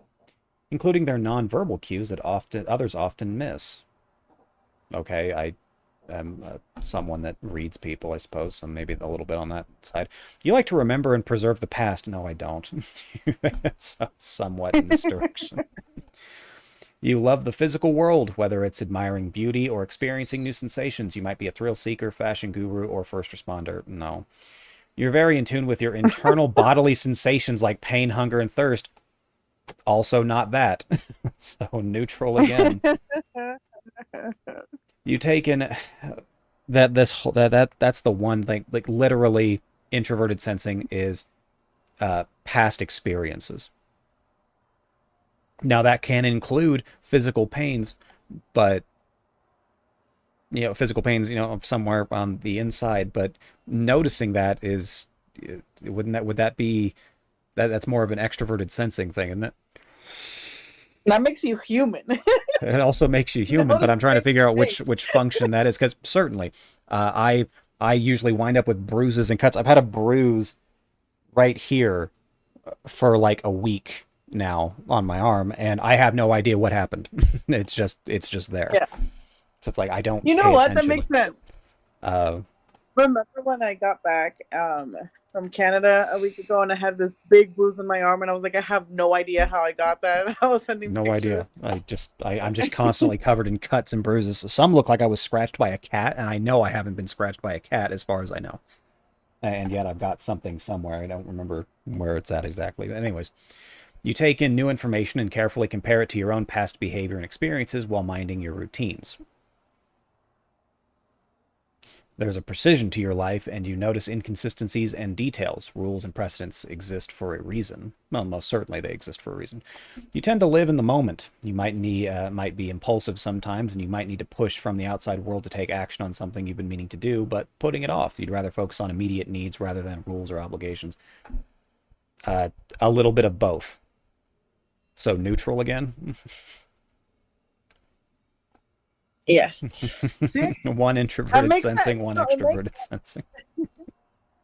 It makes sense. It's like the more that you use one or the less, it's gonna put it like further down. Now let's see how you deal with more abstract information that's less associated with physical senses. Okay. You're indecisive. You love brainstorming and you juggle a lot of thoughts in your mind at once, which everyone's going to say they do that. You focus on a few good ideas and exclude other ones to avoid distraction.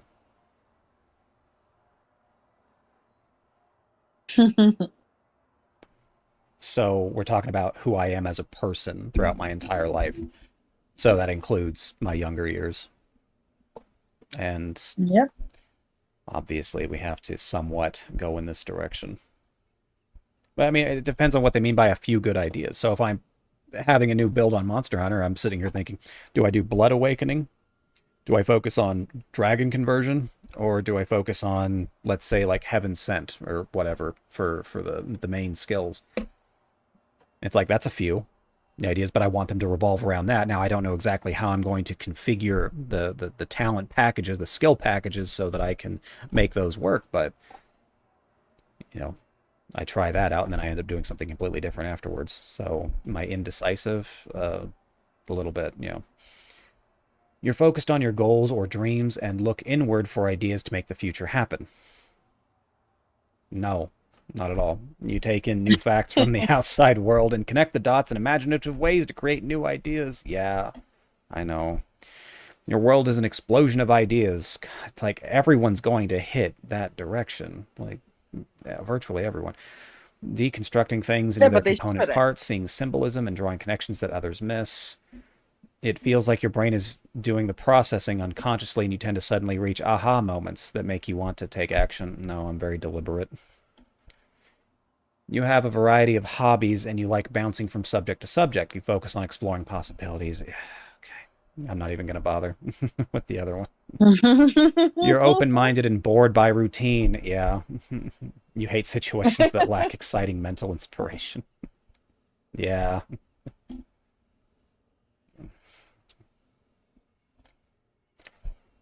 In the previous sections, we were always comparing the two cognitive functions within the same dimension.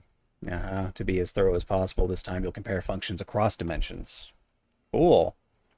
Yeah. So these are cool. Wait, what do you most love exploring? It's boring. You're all finished with the four main cognitive functions now. To approach this from different points of view, let's find your type family.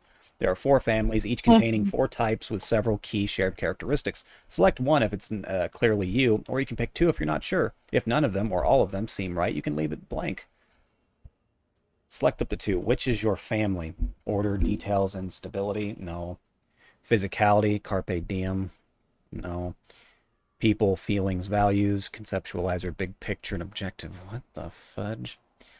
You're focused on helping humanity and making a better future. You have abstract and philosophical notions about ethics. I'm sure I have that, not necessarily focused on helping humanity, though. You love exploring feelings, values, and people. I have a bit of a bent towards it. Tuning into your emotional experience. I don't have many of those. You're enthusiastic, empathetic, and passionate about living your purpose. You're objective, logical, and skeptical. You seek knowledge, analyze the data, find patterns, break decisions down into pros and cons. You're more concerned with the big picture and the future than short-term practical details. You're competitive and autonomous, and you like to innovate. So both of these, like a little bit from one, a little bit from the other. What's your biggest weakness? Think of yourself at your worst, and when you're feeling stressed, what do you struggle with? Since this might be difficult, you can select up to three that seem accurate. If none of them or all of them seem right, you can leave it blank. You see others as weak and inferior? Not particularly. You distrust feelings and look down on emotional people? I might have at one point when I'm at my worst. Hypersensitive to criticism? Can be. That doesn't happen very often. Usually I'm obviously very chilled and laid back. Unconfident and vicious. You make sweeping, critical, and vicious judgments. You distrust others, or you conform to feel like a part of the group. Paranoid and mystical. You feel flustered and afraid of ruining relationships or losing loved ones. You are confused and paranoid. Jesus, this is... How am I supposed to answer this? Well, you answer whichever ones you feel more towards. Go scroll up. It'll tell you if it's one or two that you have. Okay, so we'll go with the ones that don't seem like me whatsoever. You No, feel but anxious and scroll less up and tolerant let of me the tell you. unfamiliar. You are uncharacteristically spontaneous. No, it's not that one. Obsessed and self-indulgent. You worry that everyone is noticing something negative about you. You feel haughty, critical of others, and like the world is against you. You feel self-indulgent, seeking pleasure or danger. Then you beat yourself up about it later. I've got. What do you think then? Matter of fact, I need Scroll to up. use the. Okay, I will scroll up, and then I Thank will you. be right Select up back. to 3. Need to use the Okay. restroom. Okay. Um.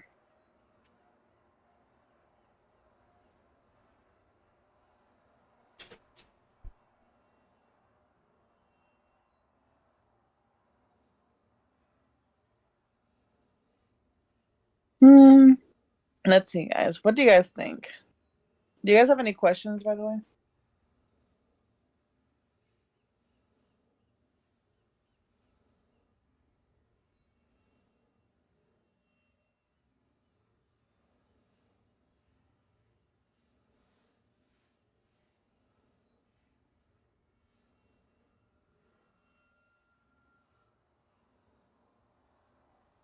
Okay, we both know we don't want that water jug.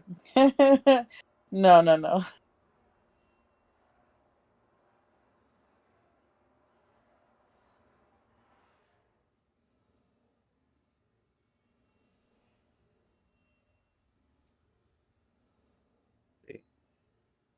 Okay, so this doesn't mean that you're always going to be feeling like this, by the way. It just means that, sometimes when you can get into maybe a state where it's not normal or you're sad, this is like what typically is what you are experiencing. Hmm. Let's So go I with would say the depressed and ones, unmotivated. yes, that's what I was going for. I don't really care about that.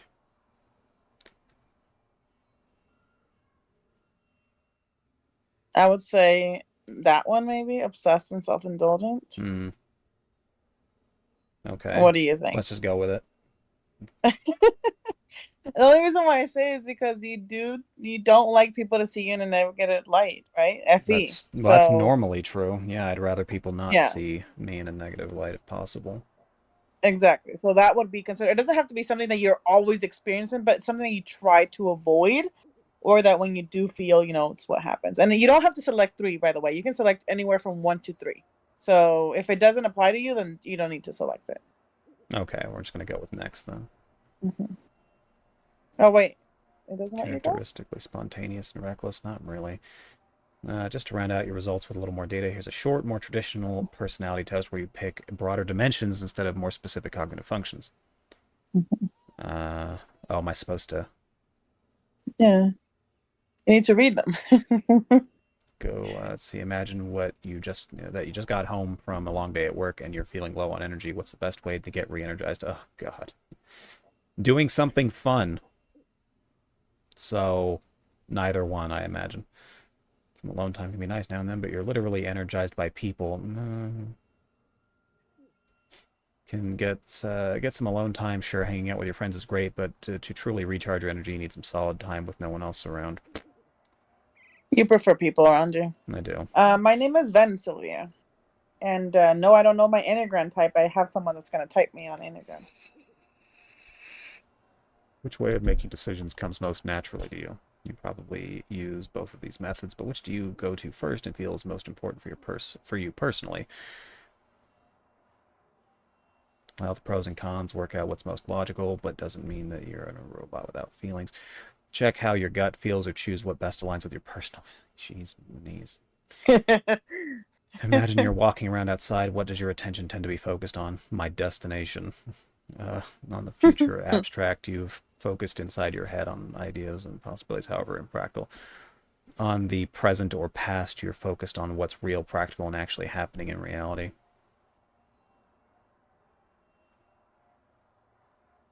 I usually thinking about how lovely it would be to go back inside. Mm-hmm. Compared to other people, you know which one sounds more like you. You're a decisive decision maker who sets specific goals and follows a plan. No, not even going to read the other one. I want to bookmark this page or copy current URL so you can come back to your results later. Nah, I'm not interested. Yeah, I already knew what it was going to give me. That was Yeah, this silly. was the only test that actually gave me that had a possibility of being an ENFP out of all the tests I've ever taken. Because you know how I always get ENTP? Uh-huh. Yeah, this was the only one that was like, hey, you might not be. Conceptualizers. Primary cognitive function, most important, apparently. Auxiliary, tertiary, inferior.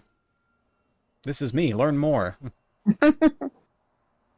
Okay, but what did you think about the test? Were the questions not more accurate for the cognitive functions? This is I the one that think I I found. think the questions were probably okay, except for the one about the internal sensing of Yeah. biological processes, and everyone notices those unless you have like SEPA, in which case you're not going to be noticing a lot of anything.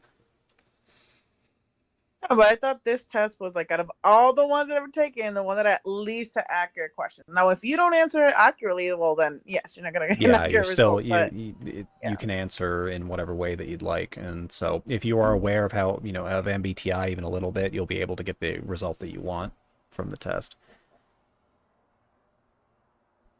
You're amazingly open-minded. You have endless ideas, and you're great at playing devil's advocate.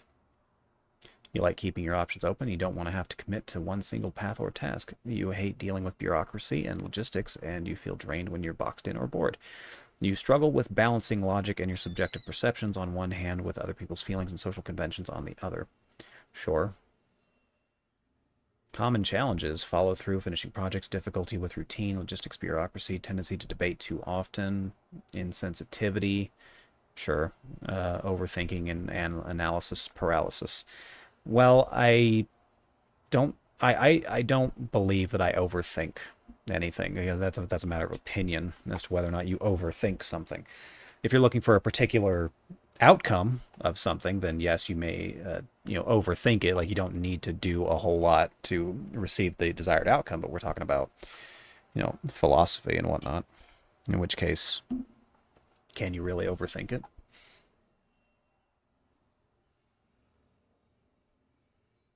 I'm a coach, counselor, and writer. I help people like you and find more consistent motivation to take action, design your life purpose, and feel more alive. I invite you to join thousands of other NTPs who have subscribed to my mailing list. There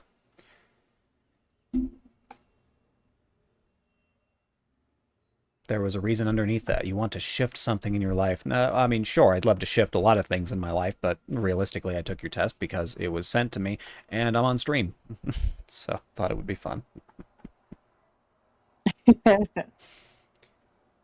It's hard for you to make decisions, even ones that should be simple. Uh-huh. You feel depressed or nihilistic, but like there's a void of meaning in your life. Not everybody. You want deeper relationships that intrigue and fulfill you. Most people want that too. I'm Michael, a coach who helps fellow ENTPs transform. Well, that's nice, I guess. I understand what you are going through. Is this just like a pre-made page where he just changes his personality type regardless of the oh no, of the regardless of no. the result that you get? Let's see. Wait, send me your result page. Did you already get out of it? Did I? Scroll back.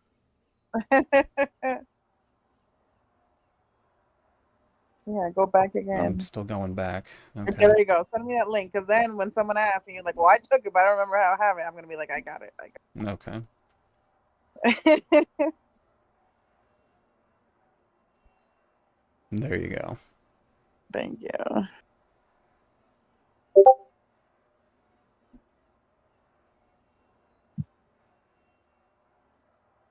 Spectacular. Perfect. See, that wasn't that bad. Out of all the ones that you've done, that wasn't that bad. Nope. It wasn't too long, thankfully. Yeah.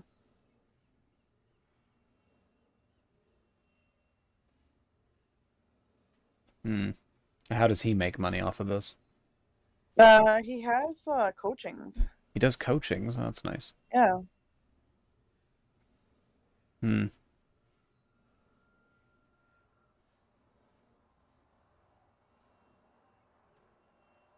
Let's see. Sylvia says that C.S. Joseph is an ENFJ.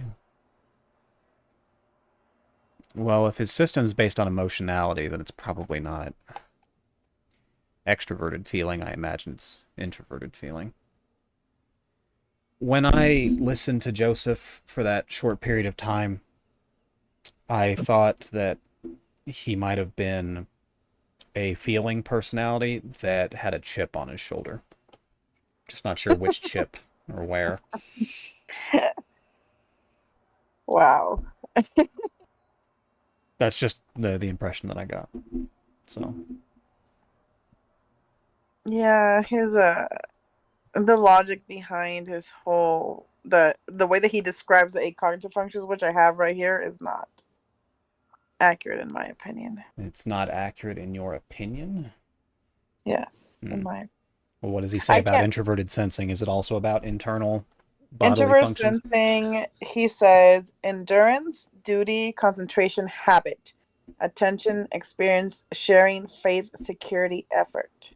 I mean, If some of it's that an made sense, immature, but yeah, some of it did if it's not. an immature SI, it's afraid of the unfamiliar.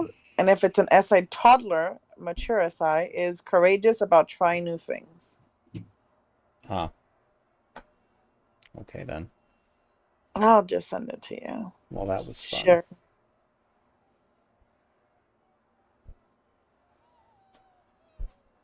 Yeah, the FIFE is the one that I always say Why is couldn't I wrong. have a cool name like Michael?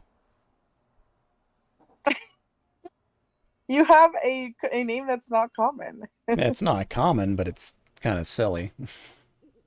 Wow.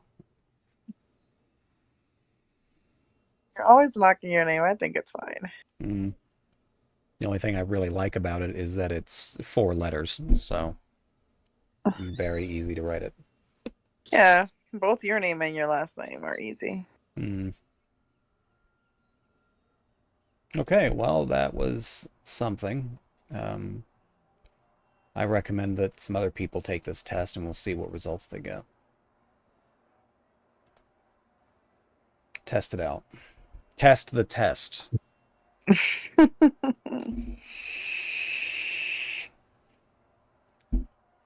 Yeah, I'm dying to know what I got on my MBTI assessment Dying to because know. hey, I did it right, and I was like, okay, I'm gonna share this with Urchin the moment I have it, and then you're done, and it's like, okay, your results have been sent to your coach, and I'm like, no, I want to see them. So they assign No, you an actual coach to do well, this. I did it with someone. Remember that I had to pick who I wanted to be. Like, you can do it on your own, like just pay the $50. But I went and I actually had a professional because I want to have like both types. Like, I want to have. I don't believe in just written tests. I want to have someone that I can speak to that types me as well. So Okay. you do the written test, and then you go back to them, and then they go over your results, and then they're like, okay, well, let's do your typing now. So they'll type you again, and based on what they see, they'll change whatever the test is. Because she says sometimes it's not correct, it's not the same. So Oh, she'll just go and manually change the results. do we have any more MBTI questions by chance?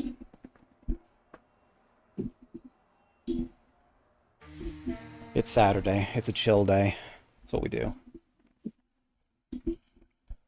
Your name is cool as AF. I can't say swears on stream. It's bad. Bad for business. I'm glad that you think my name's cool. I've been told, like, I think it was in high school, I was actually told by someone, they said, "Oh, your name's actually pretty cool." And I'm like, "Oh, I didn't think so."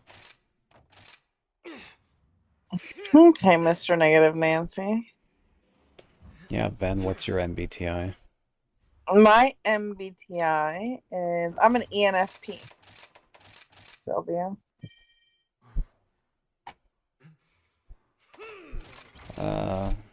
Yeah, obviously only extroverted sensors actually go to the bathroom, so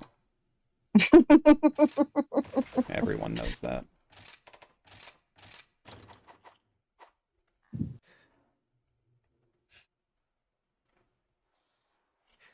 Let's see.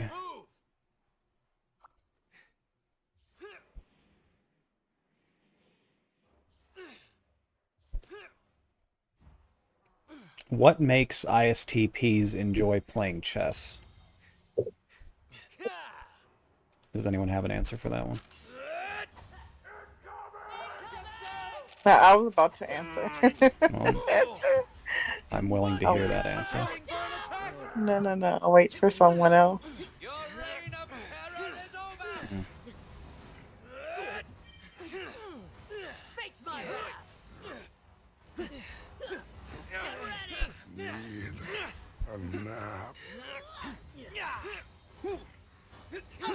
Ooh. Someone got ENTP on their test. Send us a link. Put it on the typology chat in the server, please.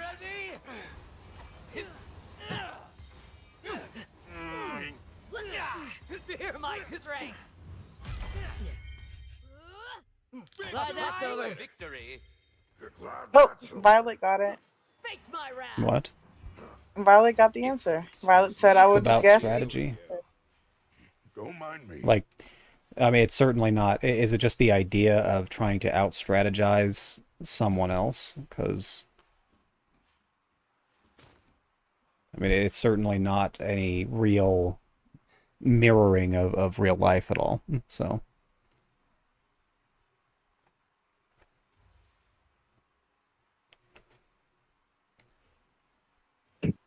let's see. C.S. Joseph definitely has a chip on his shoulder. He also blames fatherlessness in America, us, on career women and not submitting to a man. Huh. Well, if that's true, then who gave women the permission to have careers and do those things?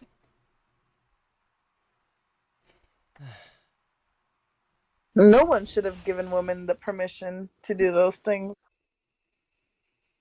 It should have been implied that if a man can do it, a woman can do it too. When it comes to things like that, of course. Just saying things like affirmative action, who voted that in?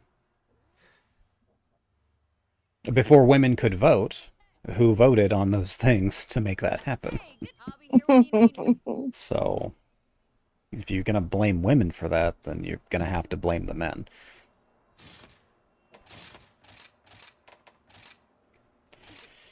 What else we got here? It's the Michael What is Callis. I'm gonna. Yeah, we can throw a link in there.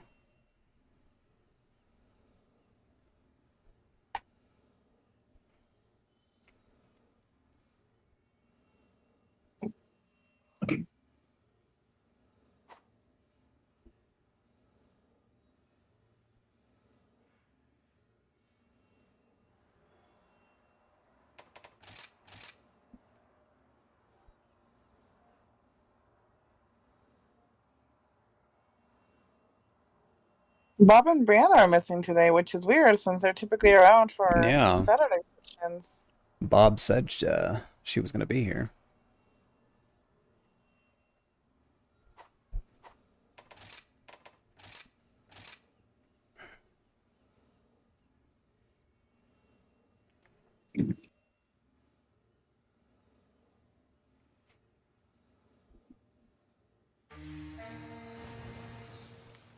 Although, I imagine Brienne doesn't show up until much later. No, she's always like 4 hours in. Hmm. Very rare that she's not around. Let's see. Okay, so it's only weak to fire, really. Hmm. How's your weapon going? It's going good.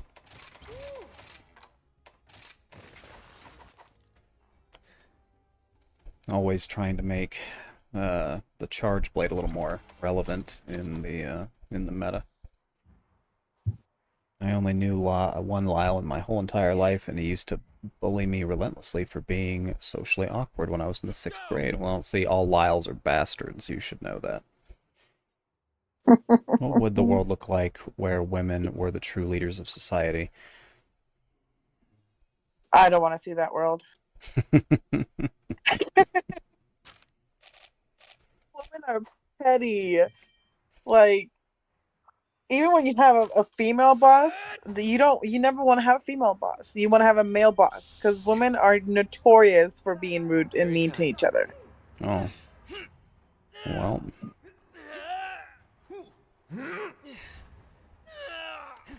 do we not have any examples of matriarchal societies?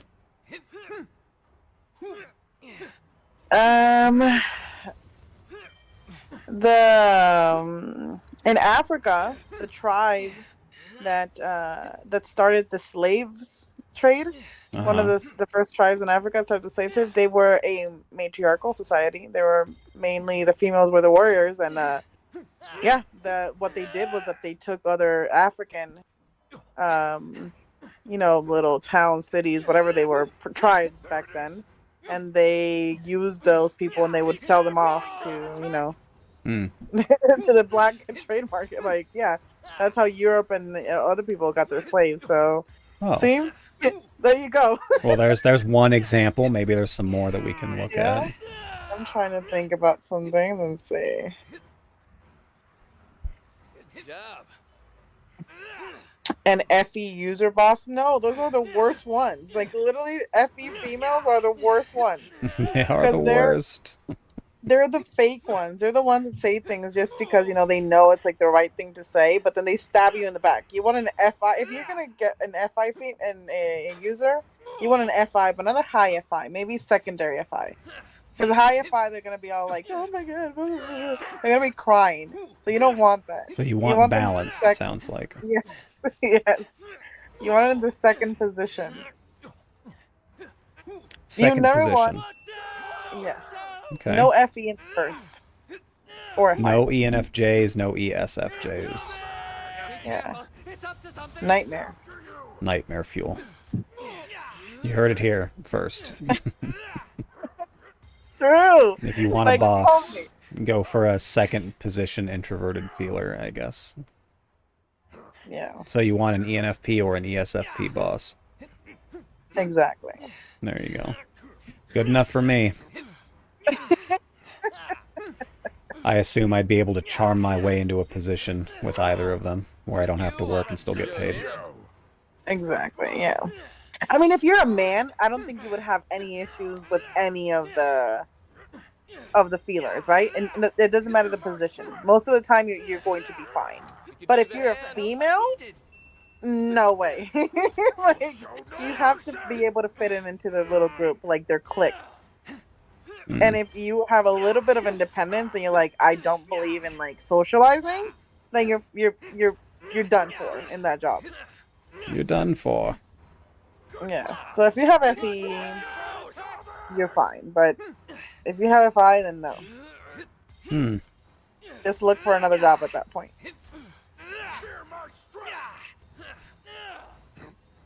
Down with the system. Seeing as how most of your bosses are going to be ESTJs or some manner of introverted intuitive.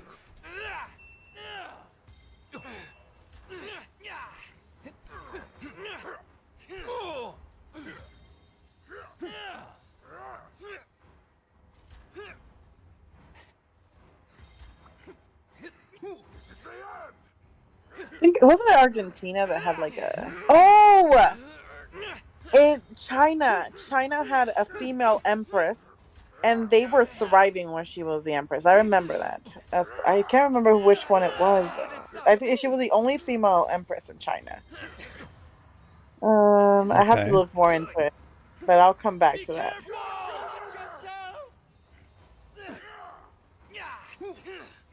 another time because I'll need to research. Someone said, you say FE users are fake, but you lie about your age, Ben. Yeah, but I always say I'm lying.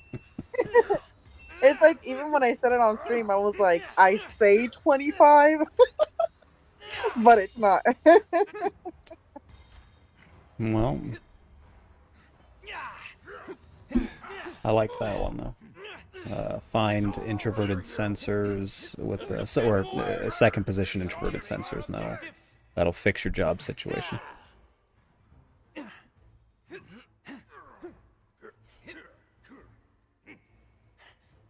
Someone said I want a TE dummy mommy step on me in the workplace. Hmm.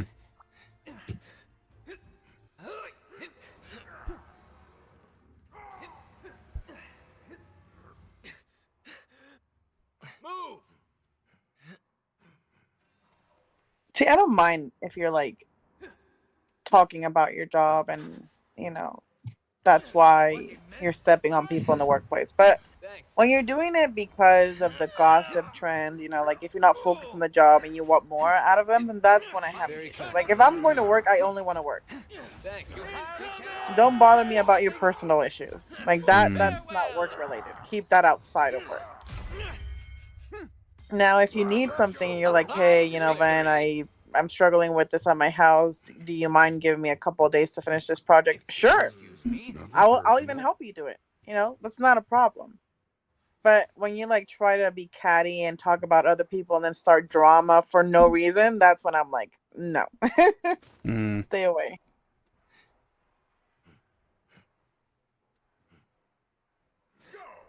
I hate when mobs or enemies don't have HP bars. Yeah, it's an issue for some people. Monster Hunter was supposed to be a little bit different from a typical action RPG in which the entire level is fighting that one monster, and so they didn't want you to. They wanted you to have a greater sense of immersion and not knowing when the monster was gonna go down or get weak. But I don't much care for that, so I have mods. Good job, buddy.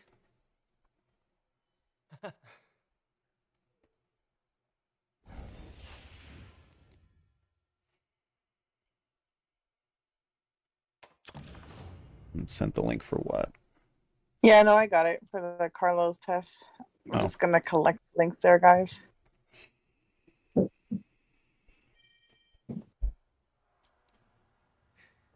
Does anybody have any MBTI questions now that we have Mr. Urchin here?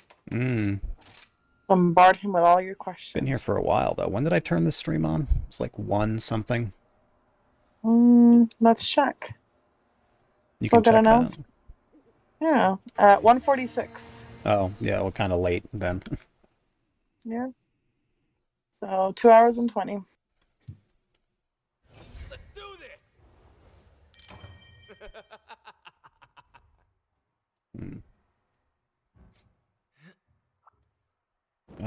Then talk to me about MBTI.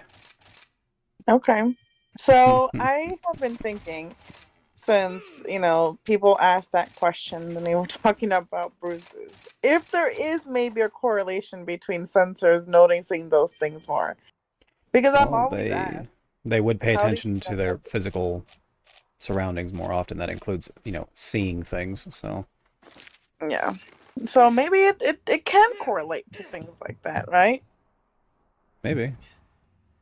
Because I definitely never notice. Like I have to be in the moment, or maybe like the pain is overwhelming for me to notice. But if not, like I've cut myself, had so many bruises, and I don't know where I got them. And they're like a day too old, Yeah, kind of exactly. thing. Not just So maybe there might be a correlation in Could be. how much you pay attention. Anything is possible, as you say, Anything right? is possible. That is what I tell people. It's a great marketing slogan. Anything's possible. Oh, this is quite MBTI. Okay, we're gonna use that when we do your website. Oh, okay. You're being targeted. I like it. Mm-hmm.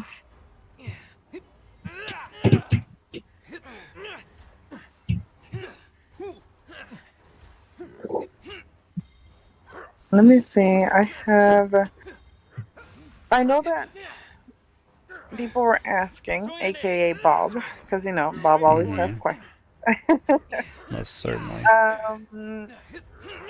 She was asking about how or why some people with SI can act differently depending Tend on to what who differently? they can act. Like she says that they might not fit the stereotypical definition of the word. So how can you tell who is like, how can you actually type them if they're not fitting in that box? Well, introverted sensors have great memories.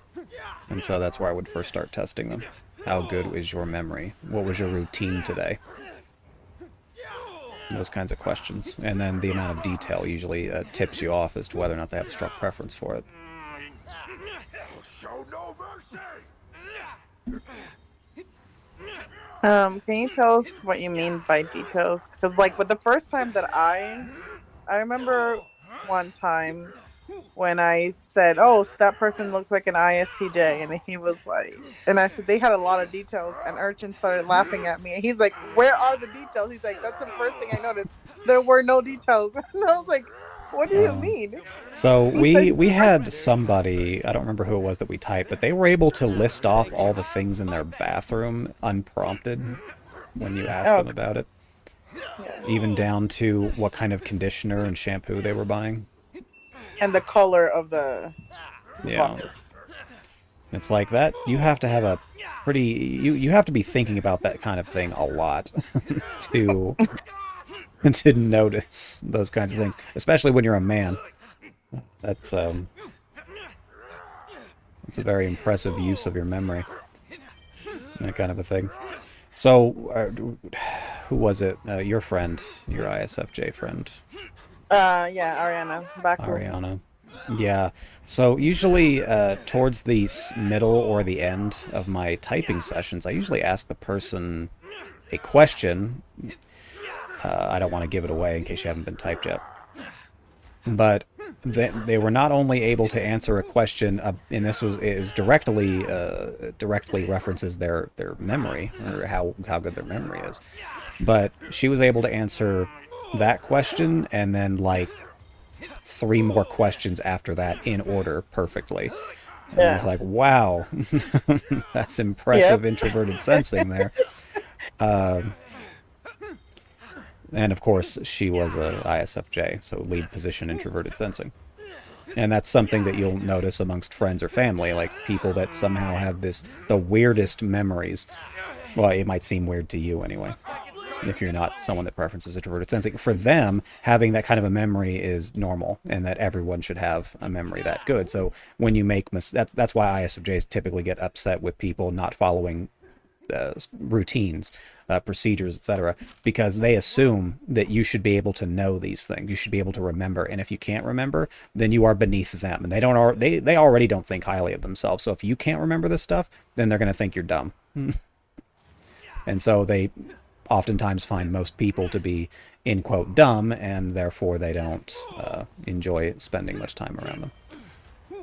And the ISFJs get the permanent RBF. That's why they've got it. Yep, they do have that. That's exactly what she has. It's exactly what she has. It's not her fault. She just, unfortunately, she thinks that most people she interacts with are retarded. So it's going to get frustrating when you think everyone around you is dumb. Also, INTJs suffer from typically the same thing. They also believe that everyone else around them is dumb, and it's going to give them a particularly prickly demeanor at times. Yeah, a lot of people ask me, how are you guys friends? Like, she's an ISFJ. I'm like, well... It's her duty to be a friend. Yeah. She's my calendar. Like, I don't think I could survive very long. Like, at least do my things without her. Because if I have something important, she's the one that reminds me that I have it. She reminds me of my birthday. So... And my mom's birthday that I always forget. So it's like perfect. It's like we work very well because the issues, the thing that I do wrong, like, or I'm not good at, like she's good at, and vice versa. So it's a good idea.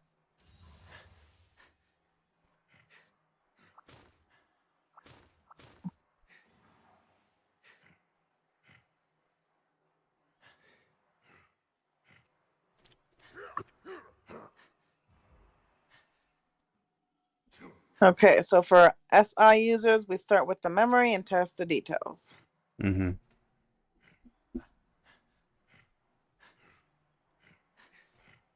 Why is it that they're the personality types that can be so like wildly different than their stereotypical counterparts. Well, the only one that comes to mind is ISTJs. Okay. Well, I guess ISTJs and ESTJs. Those ones come to mind in terms of being radically different. Introverted sensors require programming.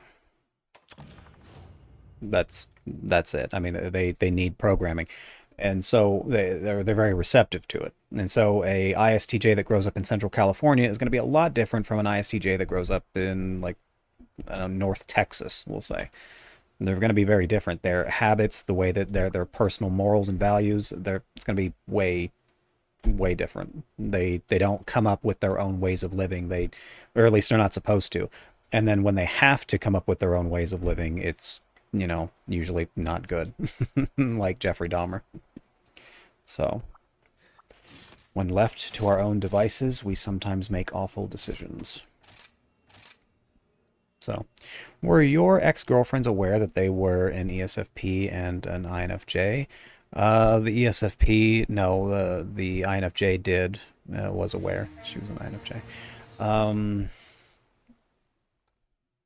Yeah, I didn't, it wasn't until about 10 or so years ago that I started doing MBTI stuff, so I would have been the one to talk about it.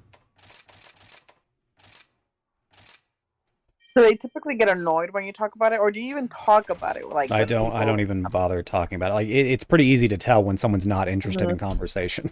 So, because I don't think I've ever seen you talk about it with your family. yeah, So, I don't talk to my family about it. They're not interested, understandably.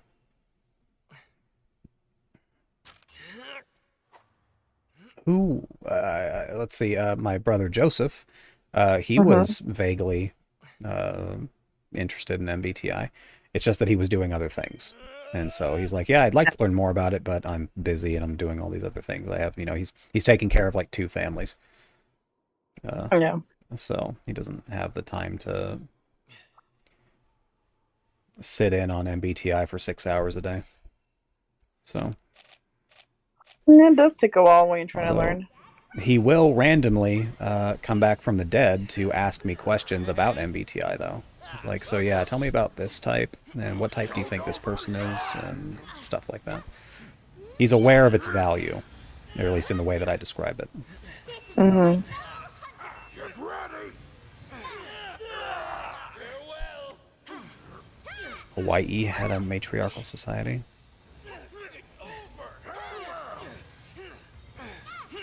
So I'm wondering, this has been fun, love you guys, wishing you all happiness and success in the world. Thank you, Empyrean. Do we know Empyrean? I mean, I know we know Empyrean and Violet, I just don't know who they are on Discord. Okay, we don't know who you are on the Discord, if you are even on the Discord. But it was nice having you here. I thought it was Druid for a second. No, it wouldn't be Druid. That's Ambient Disguise. Yep, that's the one. That's it. I always get them confused. You're going down.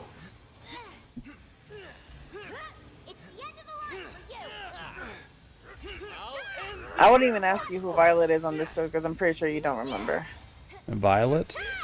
Yeah. I'm sure her name is Violet on Discord. Vaguely sure. Mostly sure.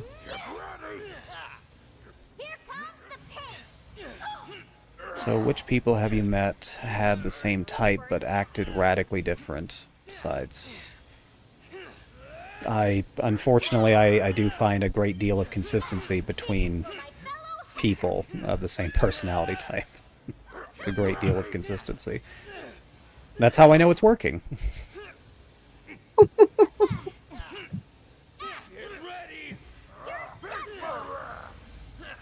It's all about, cognitive processes. An ENFP is going to have the same preference for cognitive functions as the next ENFP. It's just how it goes. People are very on a high resolution scale. Yes, everyone is different, most certainly. But on a low resolution scale, we all fall into patterns. Sorry, pal. We're not all super special snowflakes. We fall into patterns. We can be predicted, generally speaking. So, yeah. INFJs act the same. ENFPs act the same. Uh, Do we? yeah, generally speaking, making the same kinds of decisions on certain things. Nah, I was just being annoying. I know that we're generally pretty much alike. On a high resolution scale, yes, everyone is different, but low res, not so much. I would say that ENFP females and ENFP males definitely have their differences from what I've noticed. ENFP males seem more affected by that FI. In the way that they speak, not in how they express themselves. Because we, of course, also express it, but in the way that we speak, we seem to have more control over it, I guess, in a way. Don't find ENFPs to be hyper emotional. Yeah.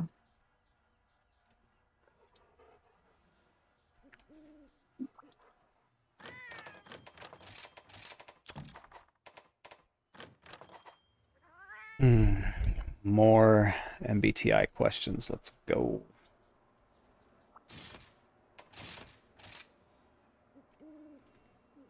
And in case anyone's wondering, I have thus far typed 3 INFJs. And I don't What was remember that? the third one. I remember Artsy. I remember Lynn. Lynn. That was her name, but there was a third one that I don't remember. Yeah. Skomorowski? Something like that? Skomorowski? Yeah, he's the guy that's around. Yeah, Skomorowski, yeah. We just typed him last week. It was You making fun of me? yes. I have a memory issue, it seems. I wouldn't have known that. I've never noticed.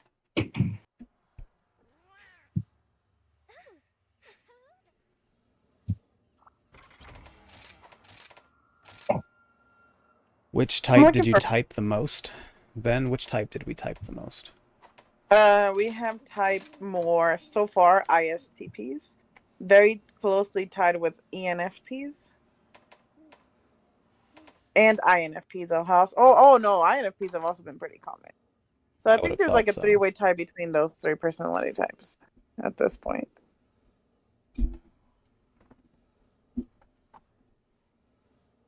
How many INTPs have you met and how did they act? I've met, let me think. The ones that immediately come to mind are my friend of 20 years and my youngest brother, Joshua.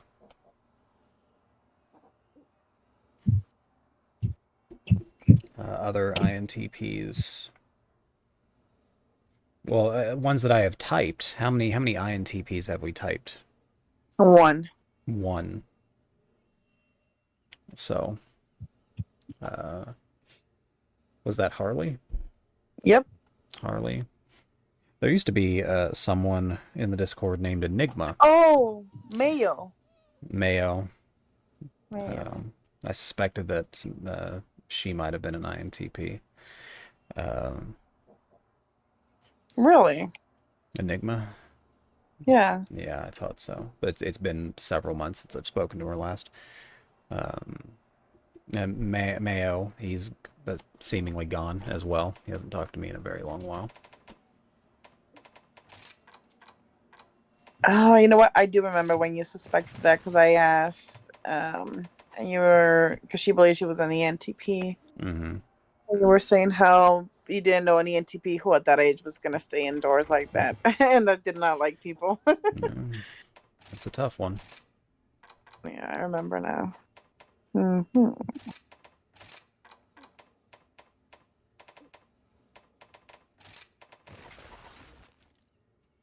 But usually INTPs aren't that interested in understanding people. And their interests are very short-lived, typically. They're usually enjoying thinking about other things.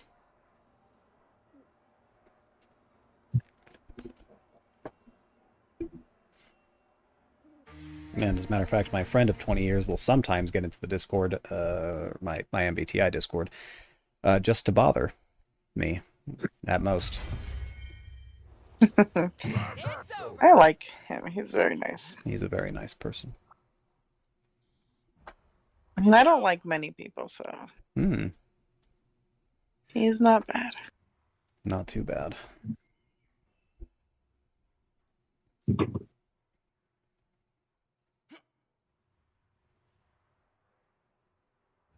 Help's here. Well, let's see. Let's see. Any other questions? I'm sure there's a million questions you guys have. Feel free to, you know, rapid fire me with questions. About anything. Of course, it could be MBTI related. No, I don't know anything really about Enneagram, and certainly not socionics. I specialize in MBTI.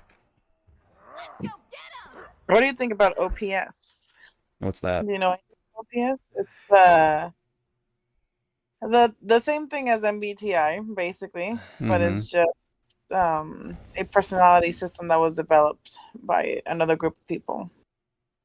So I'm assuming no, you have no opinion on OPS. Not at the moment, no. Granted, I wouldn't give my opinion anyway. I would just list off all the things I noticed about it. How do mental disorders affect MBTI? Someone asked me about, well, okay, well, how does MBTI work with someone who has split personality disorder? I thought, well, even if you had a split personality disorder, so you're essentially a crazy person, and let's say your base personality is, let's say, ENFP, just for the sake of argument. So let's say Ven had split personality disorder. Are her other personalities going to, you know, show a huge preference for other cognitive functions, or is it going to look like, is it going to look weird? Is it going to seem awkward? Is it going to seem incorrect? Because those other personalities still need experience practicing those preferences. Or would they default to using functions that they're already aware of and have access to on a more experienced basis? It's a good question. I would like to study that for certain if I had the opportunity. But as for mental disorders, like which one? Like there's some disorders that I kind of think might not be real, like borderline personality disorder, for example. I'm like, this is someone wanting an excuse to just let their emotions rule their life, right? Like, I don't actually think, I don't think that someone really suffers from that.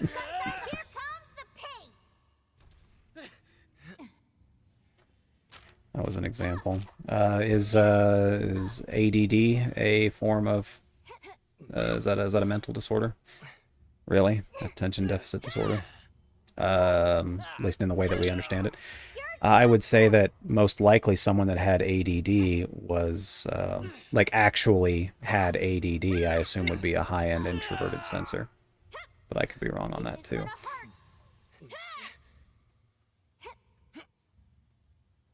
My goodness. This monster will not leave me alone.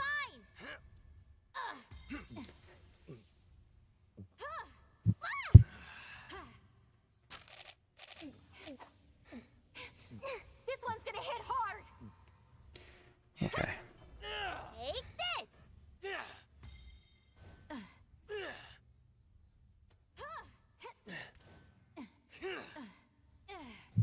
Yeah, I want to work. Could have high extroverted feeling. Seems unlikely. You need to, and a person with autism, like what level of autism?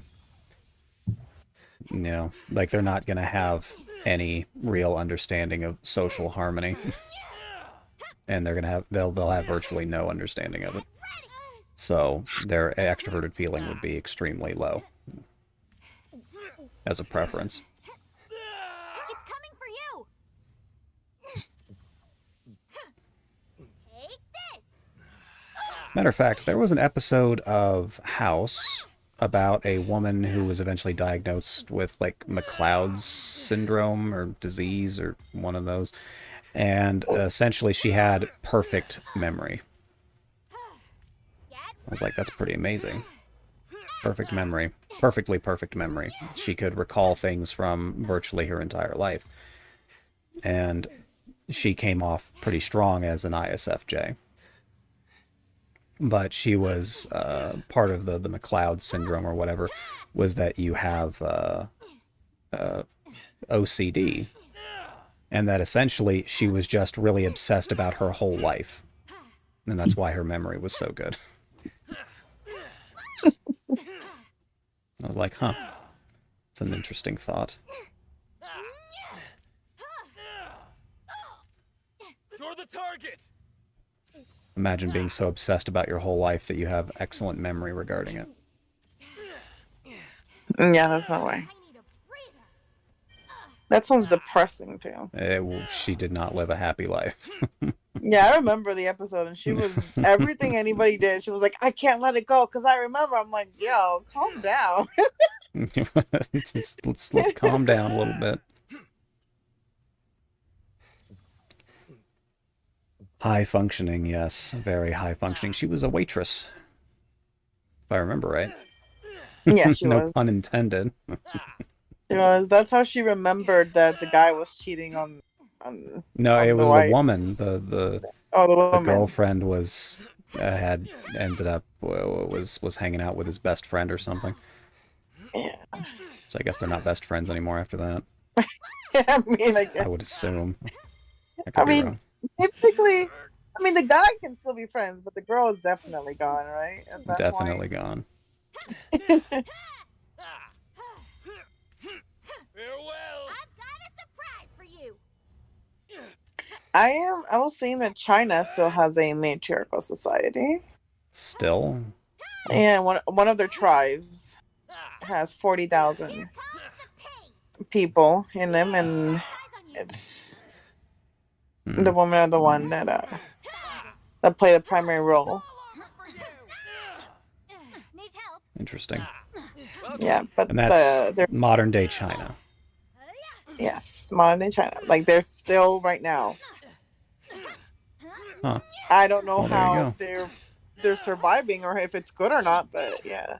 Well, their suicide rates seem to be kind of high, so I'm thinking it's not great for everybody. Let's see. Let's Google this Mosul, China. See how they're doing.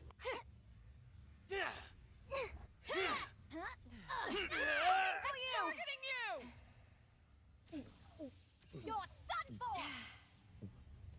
Yes, there is a stream. But I mean, their economy's got to be okay, right? They were declining, but what they started doing now apparently is that they opened it up for tourism. Oh, so Yes. that'll pick it up a little bit. It's coming for you. Yes. So basically, marriage doesn't exist. What? Yeah. Yeah. Incoming suicide rates, jeez.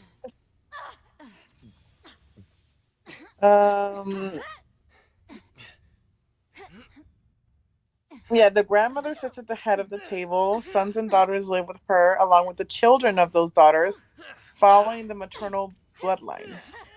Interesting. Men are just studs or donors, It's got its eyes on you. No problem. and that's it. They don't have any Wow. involvement in the upbringing of their children. Interesting. Well, I did not know that was the case in China. Huh. That's Only everywhere in that China, tribe. or No. In Miswell, China. That's it. Only that tribe there. It's a small city. I see. Small tribe. Yeah. It's Mosul. Oh, okay. I've got a Yeah. surprise Everywhere else is more Yeah, yeah, patriarchal. normal. Hmm. Got it.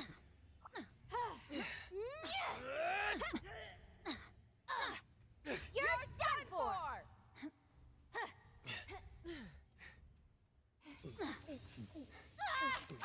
Yeah, this says like most women, all women there are essentially single, which is why they're thinking like how long can this survive with like an actual father figure for the children, which is the weird part.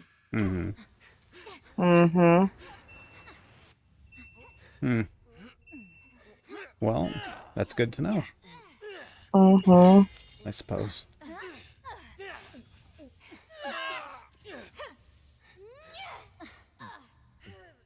Here comes the cake. Your monster's targeting you. So why did we talk about that? It's what I was asking about the matriarchal societies. Oh, Yeah. well, that makes sense then.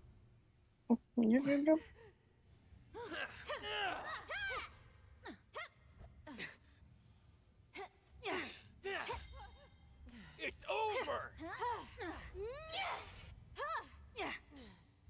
It's coming for you.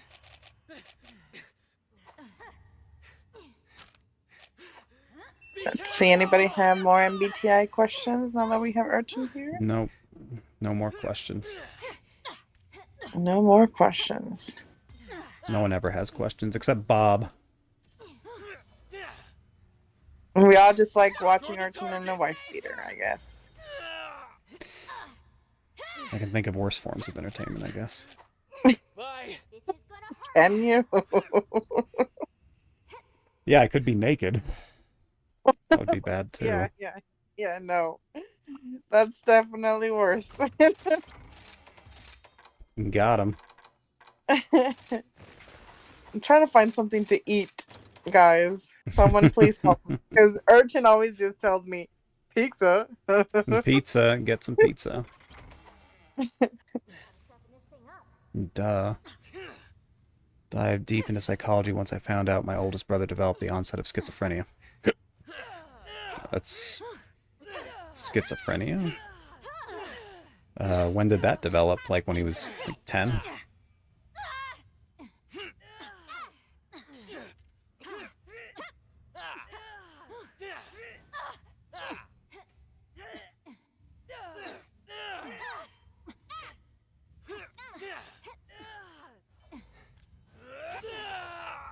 Remember to like and subscribe, guys. And if you'd like to submit your application for Urchin to type you, don't be scared. You know, we know that sometimes it's scary to get typed because you're like, I don't know what he's going to give me.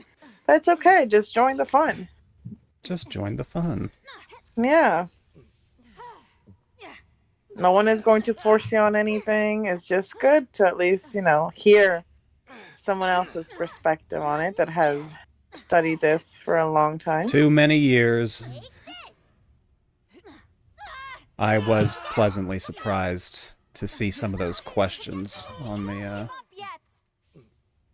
on that test. I was like, oh, they sound very familiar. I told you. You need to trust me. I need to trust you. I trust you to be on stream. And that's got to count for something, right? It does.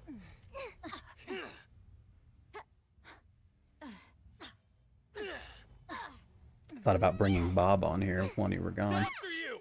It's coming for you. And I was like, she may not be safe for stream.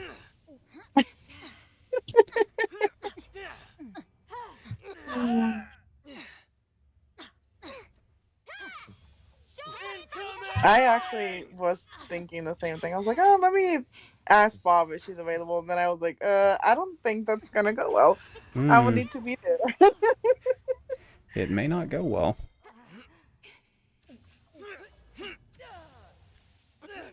Any last words? Mm.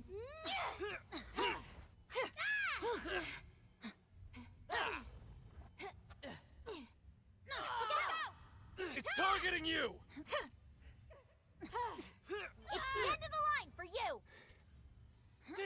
Let's see. So we have He recognizes MBTI, he just says it's outdated and it needs to be replaced. So he tells people to do the big five. This is for my fellow hunters. I have done the big five. What do you think about the big five? Like, have you done it? I think in some ways it measures MBTI functions, but in other ways it measures other things. Yeah. Because as far as I know, that's the one that psychologists use when they're, Depends on with what it their is that they're patients. looking for. So for me, I'm looking for, pretty practical use of, cognitive functions. That's what I keep an eye out on. And for, the big five, one of the more useful ones is, I think, neuroticism. Your level of neuroticism. That's of course a question that I ask. And that would be one that corresponds to introverted feeling, but more specifically a kind of introverted feeling. Usually neuroticism I see in INFPs, and that's because they're focused on their feelings, obviously, but they're also remembering their feelings, remembering scenarios that made them feel bad, and so they can oftentimes get stuck in that, especially when they're particularly depressed. So they'll be experiencing bad feelings and then remember other times in which they had bad feelings. It's targeting you. So anyhow, it measures some things. It doesn't measure others.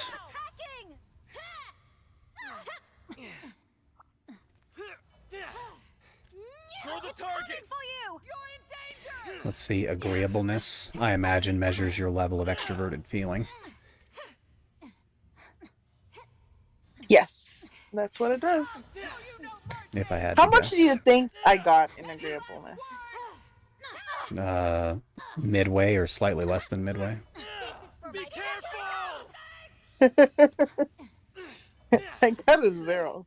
Got a 0 in agreeableness. I got a 0. One test I got a 0, and another one I got a 1. Huh.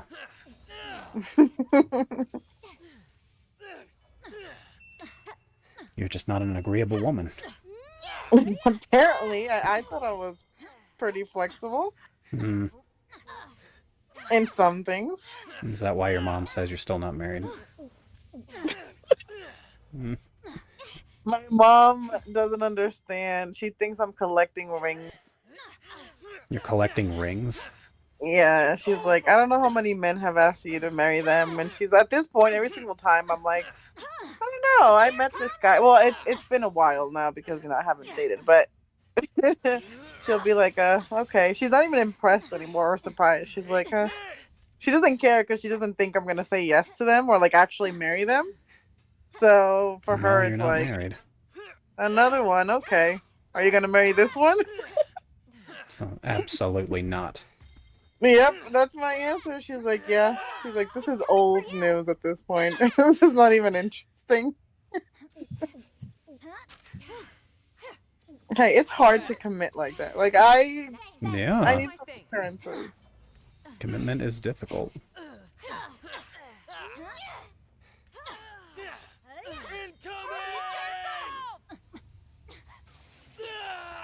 My boss is an ISTJ and is way too focused on tiny details. Like what? Give us an example. Don't take this personal.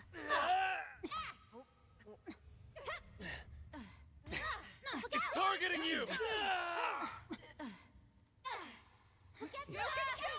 Don't give up yet. Take this.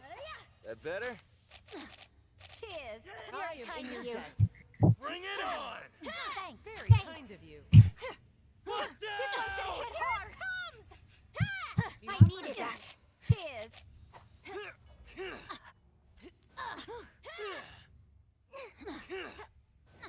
It's after you. You're the target. Take me off now. Hmm. Too bad.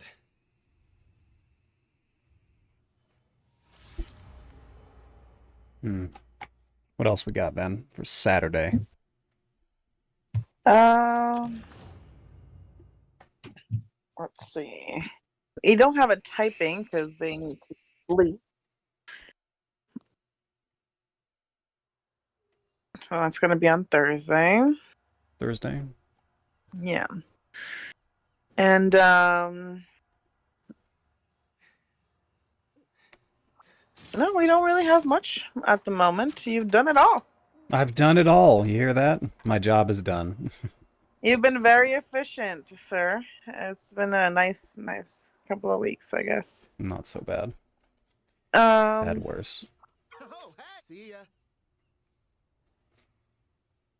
why do you think a lot of people that have FI, I have my own theory on this, but a lot of people that have FI like want to refuse it in favor of FE? Do they actually refuse it in favor of extroverted feeling? You mean like to Yeah. be labeled? Or Yes. to actually use the function? No, So, they're like, I have FI, I have FE. well, I imagine that most people would say that because they don't know what extroverted feeling is. And usually it turns people off when I say that it's about being fake. They're like, oh, no, I'm never fake. I'm super authentic all the time. And it's like, well, Yeah. And that's when I can tell that they change, but like mostly they're like, no. I'd rather have the harmony in the group. Like they don't want to see themselves as someone that disrupt well, the it's choosing to rather have harmony in a group than discourse. That's one thing. Actively going out of your way to make sure that there's harmony in it, that's something completely different. And that's what someone who preferences extroverted feeling does. They go out of their way to make sure that there's harmony in the group, usually at the cost of, themselves. Like it's a sacrifice that you make. Listening to someone's boring stories so that they, are in a better, having a better day or a better attitude towards things. You're sacrificing your time and your energy just to make someone believe that they're validated. Like wanting to have harmony is good, but actually, making sure that it happens and getting it and making sure that it stays, that's something that preferenced extroverted feelers do.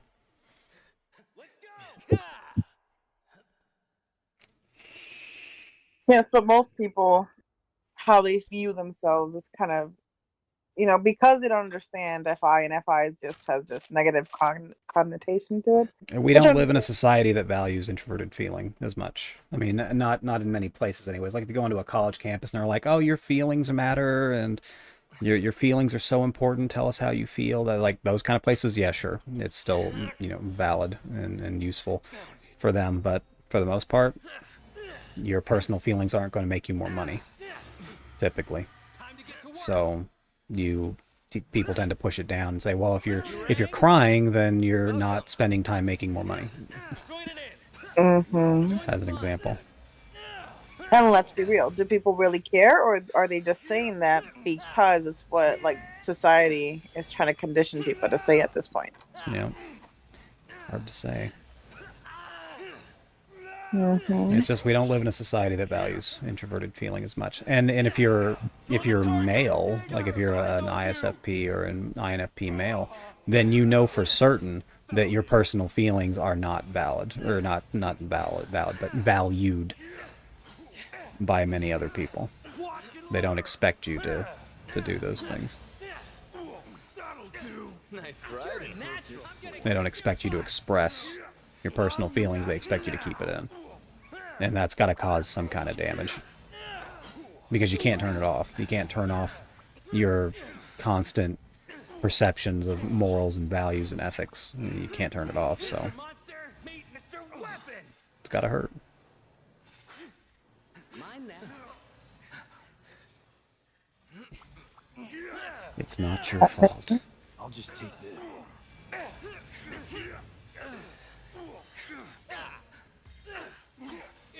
Okay. Let's see. Someone says they're an oxygen addict. Yeah, I think I am too. It's a real problem. Splendid performance. I can't go a day without breathing, you know? Like, it's just really bad. Nice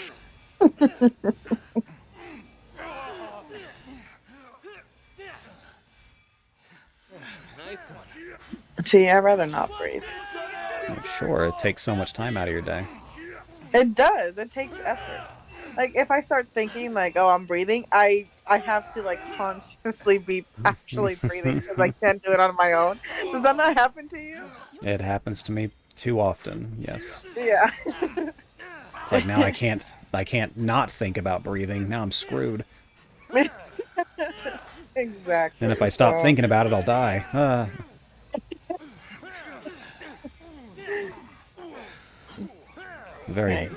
A very lively lot of people we have today. Usually I'm getting bombarded with questions.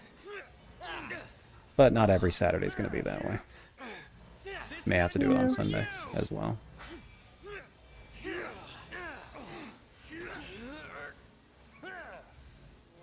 What do you think of that? You know, I think that you should do it whenever you feel like doing it. Hey, why not? So I should just be streaming like all day and just leave the camera on? And... I highly doubt that you feel like streaming all day. Gotta be self-conscious all day. Like, nah, doesn't sound like me. It does not at all. No, thank you. What is your favorite type besides your own? I don't have a favorite type necessarily. I enjoy the company of ENFPs, sure, but I've also had some good company with INFPs. I usually have great company with ESTPs. I typically don't have a problem with them. ISTPs I usually enjoy as long as they're not being mean to people. Not that I care that they're being mean, it's just that it's throwing off my Discord when I don't really care if you're going to be mean to people. If you can be mean to me if you. I'd rather they just try to be mean to me and leave other people alone.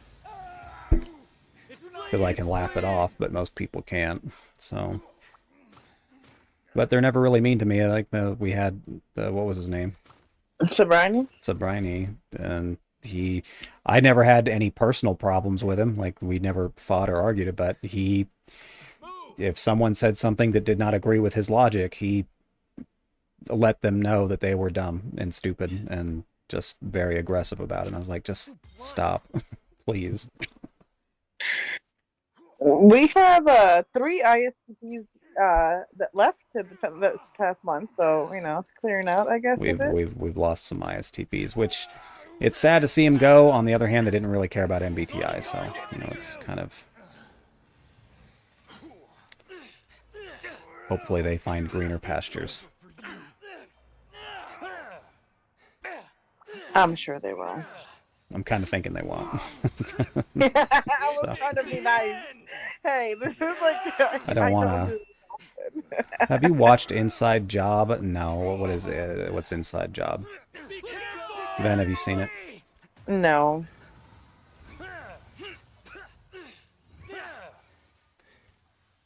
I have not seen it. Ben, have you seen Twilight? I just wanted someone to say yes. Like, yeah. I have seen Twilight a couple times. couple of times. Yeah, that makes sense. I watch it at least once a year. Like that's it's my thing. We've been watching Twilight, by the way, if anyone's interested. We've been watching Twilight on Movie Mondays. Yes, guys, we're doing Breaking Dawn Movie Monday. Honestly, if it was up to me, we would just finish the Twilight Saga this Monday, but I highly doubt Urchin is going to want to stick for 2 Twilight movies. But I mean, as long as I get to do other things, while the movie's going, then it's fine. I had a blast watching the first Twilight movie. I was giggling through most of it. I was literally in tears. I think like 30 minutes into the movie, laughing. I was in actual tears. Yeah, it was good. So that was fun. I thought it was fun. The same goes with other movies like 47 Meters Down, Uncaged. Yeah, you do love that one. I love that movie so much. It's Just the four most cursed females on the planet go scuba diving in the ruins. It's a good movie. Just cursed. And then one of them like chose to drown themselves. Do you remember that one? Just like chose it. Yes. And I was like, really? You thought that was a good idea, was to take off your scuba gear? I'm like, come on. Even in And the one heat of the that was, like, moment. tight down. Yeah, it's a classic in my opinion. Watch 47 Meters Down uncaged. Oh, there's also another one by the same producers or whatever, and it's called Yeah. Fall. Oh, jeez. And it's where two girls climb up to like the tallest tower in America Yeah. just to do it, and then bad stuff happens because no shit, bad stuff's gonna happen. So Yep. yeah, I didn't bother watching that movie. I was like, all I get to do is watch two females kind of pole for 2 hours. No, thank you. mm. Let's see here. It's like Rick and Morty, but less aliens and more politics, and it's called Inside Job. Oh, it's a cartoon? Yes, it is a cartoon. Inside Job, okay. I enjoy Rick and Morty, so Getting dull. makes sense to me. Oh, goodness. Yeah, it was canceled by Netflix. Canceled. Couldn't have been that good then, I imagine. Yeah. Actually, did you ever watch Squid Games? I watched a few episodes of Squid Games. Yeah. What did you think? I thought the part where they said they had gotten through it, and the people in charge were like, look, you can just leave if you want. Mm-hmm. And then a bunch of people came back. And I was like, I was sitting here thinking to myself, there's no way that people conducting such a highly illegal set of competitions would just let these people leave. Yeah. There's no way. There's literally, like, sure, could they prove that these things were happening? Probably not. They'd probably be able to clean up and, take off somewhere before they, any evidence could really be found. But the idea that people would be talking about it would garner them too much attention. Mm-hmm. So. Well, the idea is that they're too scared to even talk. Because they know they're being watched at this point. Like, they saw what was going to happen, so they're too scared to talk. It could have been the case. Which, in a way, reminds me of, like, people that grow in those kind of environments and know what's going on, and they just don't talk because they know it's safer to not talk. They just don't talk. Yeah. Hey, we have a saying. If it's not involving you, you did not see anything. You just continue. Yeah, even if it's happening in front of you, you don't know anything, you didn't see anything.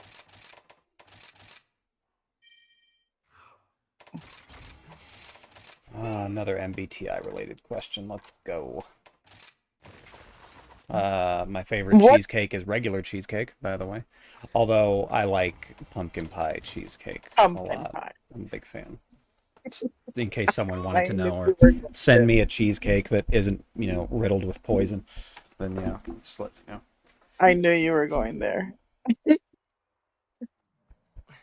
by the way, I got Moon Globe's package, and so there's some jam sitting in the fridge. Oh, nice. When are you gonna try it? See you after a while. Say what now? When are you gonna try it? When I get hungry, I suppose. I'll go there and have a little bit of Oh, it. I thought you had it for 6 days now. Or no? I haven't opened it. It's just sitting in the fridge. Okay. She also sent me a macadamia nut cookie, and I love macadamia nut cookies. It's my favorite cookie, absolutely, hands down. The problem, coconut. It's coconut flavored macadamia nut cookies. I'm like, ruined. Damn. So that was sad. See, guys, if you guys know things about Urchin, right? His favorite desserts, like you said, are cheesecake, pumpkin pie, macadamia nut. Fruits are blackberries and kiwis. Very His important favorite information. food, cheese pizza with stuffed crust, of course. but he likes anything Philly cheesesteak. He likes pattern. The thing that he hates the most is just cringe. Victory! The things He I hate the doesn't like most is cringy what? things. I'll help myself, thank you. Cringe. You don't Oh, like cringe. cringy things. Things that make me Yeah. cringe. I don't much care for it. I imagine most people Yes. don't. That's why they cringe. Although I imagine I would think that there's at least some people out there that are like, oh yeah, I love to cringe. Mhm, In which case, if you love to cringe and you're into MBTI, I recommend Reddit. I'm sure there's many other content creators that also have cringe-inducing content. I imagine. I'll Man. use the restroom. Well, Be you're right welcome. back. You have enough to start a wiki page on Urchin with all that information.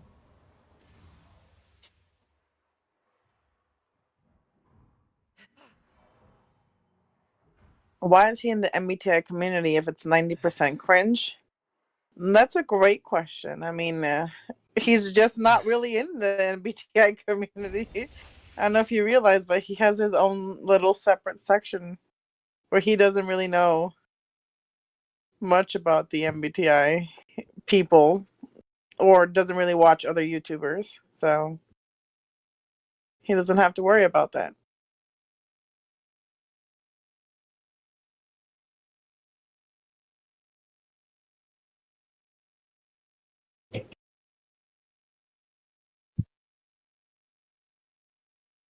Any more MBTI questions that you guys have? And remember to submit your applications. There is a small fee of $20 for typing. It gives you an hour with Urchin. Typically, it depends on how much you talk during a session. It can be as little or as much as you want. And then after that, he answers all of your questions on your typing. And if you have more questions after that, then you can come back and ask him more questions. So it works out. As for the being a part of the MBTI community, I'm really not. Some people would classify me as being a part of the MBTI community, but I don't talk to other MBTI YouTubers or anything like that.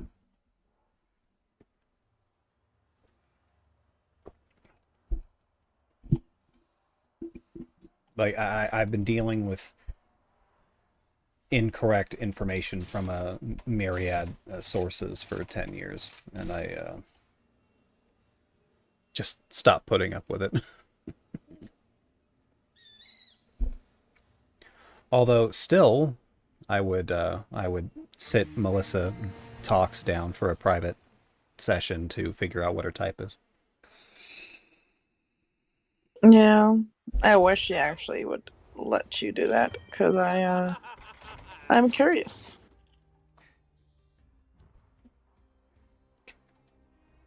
What type is Joyce Mang again? Or what type does she say that she is? She believes she's an INFJ. Interesting.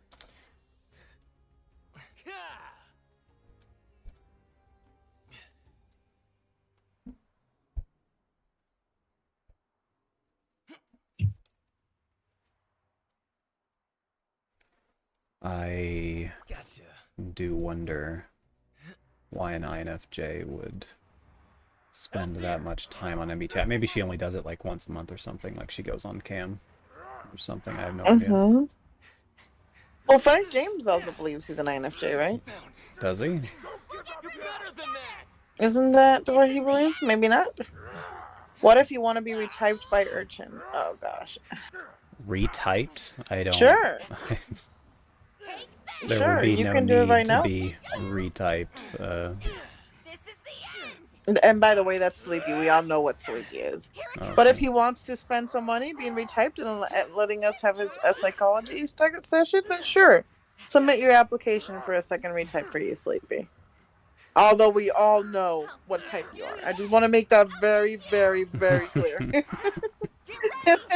That you're choosing to pay for a psychology session, really, like a therapy session. Yeah, if you That's want what just we're doing general therapy, we can do that too. It's yeah. That's what we're doing. Like, let's be honest. You just want to Go ahead talk? and do I'll it. I'll sit there and listen to you and ask you some questions about how your life's been and how things are going. It's targeting you! Frank James says he's an INFJ. I did not get the impression that Frank James is an INFJ.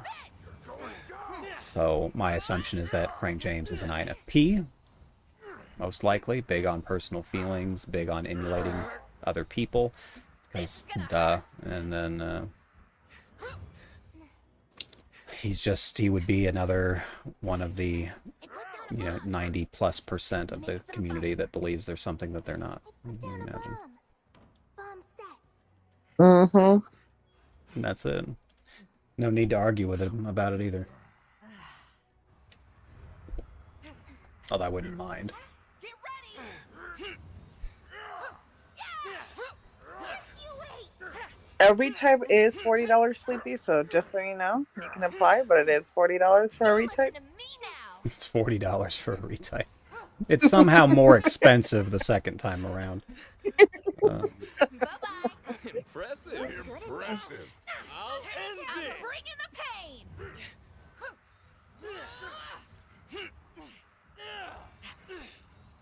Take this. I'll smash you.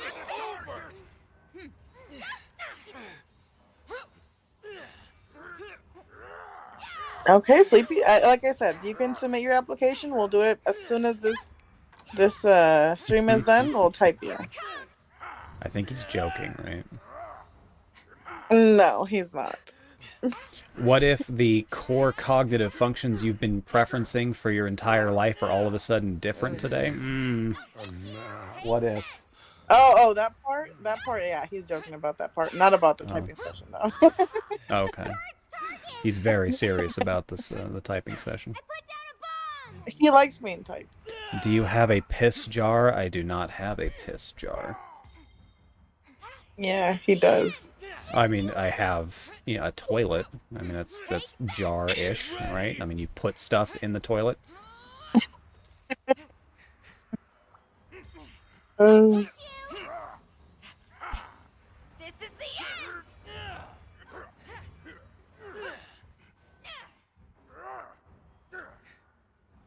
I don't know if you guys know this, but Urchin does come from a different planet, and they do have piss jars. They keep them for sacrificial purposes. Sacrificial purposes. Yep, it's one of the ingredients when they're Got it. doing their whole magic thing. Because he's an alien and also practices magic. So. I'm an alien. Katy Perry's song "E.T." was actually about me. Yes. So I mean, you guys can tell. Look at how white he is. look at how white he is. That's not natural. That's It's not normal. it's not normal. He's whiter than milk. Wait, That might be true. PBD already has Street Urchin? And oh gosh. I didn't know that. Last time we checked, he wasn't there yet. We have to go in there, Urchin. Come on. Go in where? See you later. PDB. Personality database. It says street urchins Apparently- are ESFPs. Okay. I don't know if it's true, so let me check. This guy might be lying to us, which I would assume is correct. I mean, who's to argue with personality database? I mean, really. Time for some sharpening.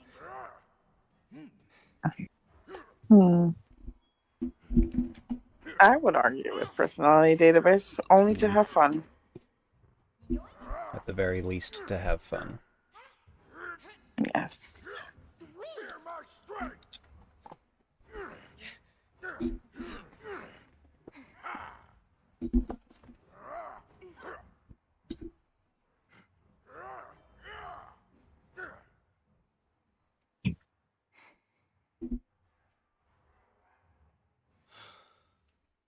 Yeah, I'm gonna add a profile for Urchin so we can all vote Hmm. what we believe he is. Now, personally, I spend, a couple of minutes with him here and there, Hmm. and I believe his FI is strong. So There you go. I would go for an INFP. INFP. It's official. It's official.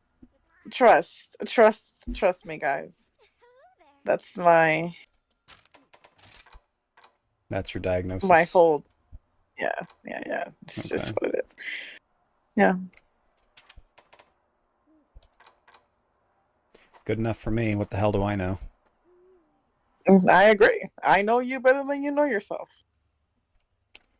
Confirmed. I hate when people tell me that.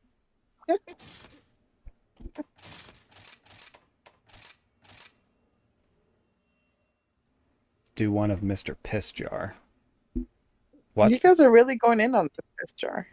At least someone is. Yeah. Vasquez and Wheel. WEO. Let's do this. Mm.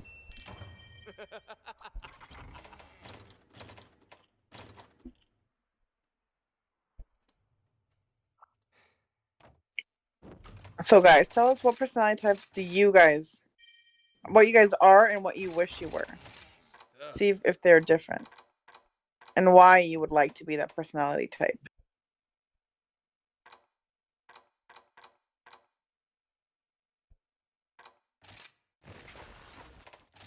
And while you guys do that, Urchin is going to tell us what gonna he tell thinks about BPP. What I think about personality database, I think No, that... Okay. about you.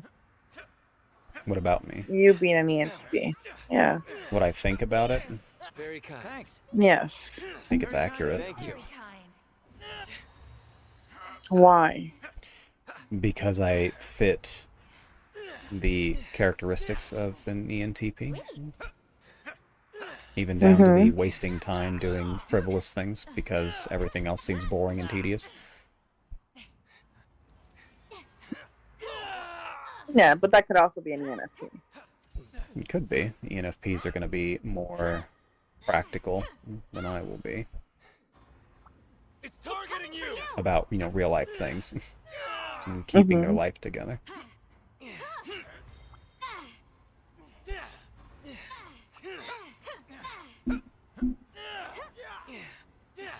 That's about it. I live my life in a world of possibilities. What life is hardly ever interesting, and I'd prefer it to be something else. And so I imagine about what life could be like. I like magic, by the way. I'm a big fan of magic. I want the world to be So you got- magical. I want to Okay. do things. Well, I played a lot of Dungeons and Dragons, so it's probably where I get that from. It's got its eye on you. Yeah, I would also like the world to be fantasy. I think I've told you this before. Yeah. Hi, Joseph. Hi, Joseph. I would like to be one of the more higher IQ types. What for? We welcome you in the ENFP community, Joseph. You just need to talk a little bit less, and you will be Do you remember invited to it. we were looking up like MBTI stuff on YouTube, and one of them was a list of the highest IQ types, and Yeah. ENFP was at the very bottom. Yeah, I remember that. I thought that was ridiculous. It's like, yikes. That's interesting.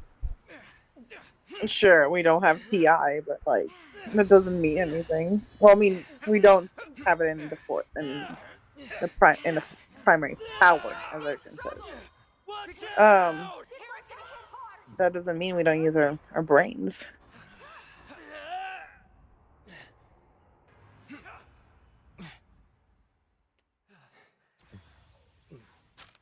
So Joseph is bagged, by the way.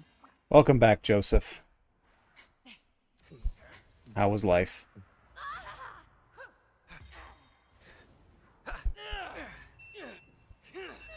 It's got eyes on you. He's currently working. Oh, well, that's not fun. Yep, he's dropping up another order right now. On the other hand, maybe his delivering. job is fun. He's delivering pizzas right now, so yeah, might be. It's delivering pizzas. Mm-hmm. Maybe that's fun. It's after you. Could be fun. Yeah. You sit in a car all day. You can jam out, listen to anything you want. Mm-hmm. Then you just drop off the pizza, then go back and do the same thing. That sounds like you can be doing. That sounds like pretty a chill dope. job. Be careful. As Yeah, the kids chill. say. I would say it's chill. The kids. The kids say dope. Pretty sure. Is that incorrect? Mm. I wouldn't be able to tell you. We're not far off in age. Mm. Aren't I like a decade older than you or something? It's targeting you. Yes. Well, it's pretty far off. Well, you're Seems a decade like. older on my, the age that I tell people, not my real age. So there is a difference. It's the end of the line for you. In my real age, we're half of that. Oh, So it's not. your real age. Are you younger? I'm older. I'm older, Chin. Oh. You're an old woman? I'm an old woman, yes. Plus, you're gonna age in reverse soon, so. That's right, I keep forgetting about that. We're aging in reverse, so it'll be fine.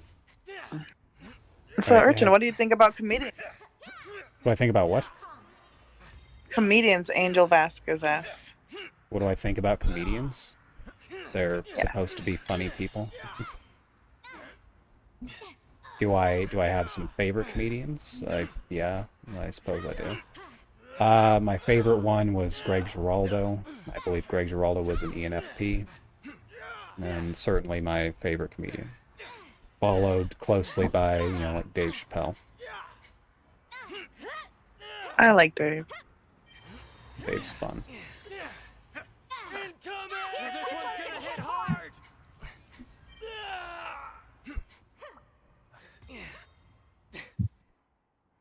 This should fix it. And then he asks, which is urgent, Fab, and why? What? What does that mean? Which is urgent. He might have meant urchin, but possibly. Oh, I think he wanted you to answer urgently, maybe. Answer urgently To about his my question. favorite. So my favorite is Greg Giraldo. He's dead now. So I believe it was a drug overdose, if I remember right. Some prescription meds overdose, Which we don't promote in this channel. which we do not promote. But he was very unhappy. Of course, I believe he had at least one divorce that I can recall. Wanted to be a comedian. He was going to be a lawyer, and then decided that being a comedian was more fun. Good for him. I'm sure that probably cost him in many other ways, but there was that. Anyways, he was his comedy was edgy, and he talked about like race and politics and things like that. He was not afraid to make fun of people through stereotypes where it would have been very uncouth to do so, and so I appreciated it. Thought it was hilarious. God rest his soul. He's also one of the best roasters I've ever had the pleasure of seeing. Easily one of the best, if not the best. Which types are more personality likely types are to be a comedian?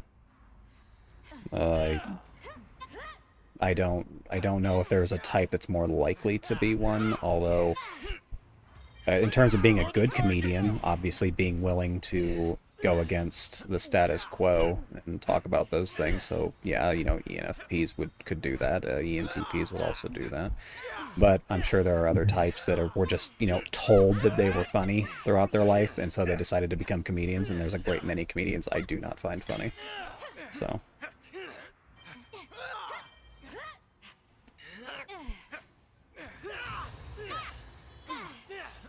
I think that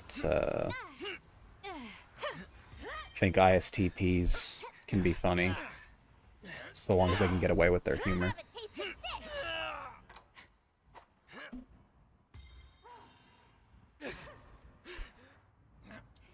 As long as they also are more concise on their thoughts. We're in for it now. It's after you.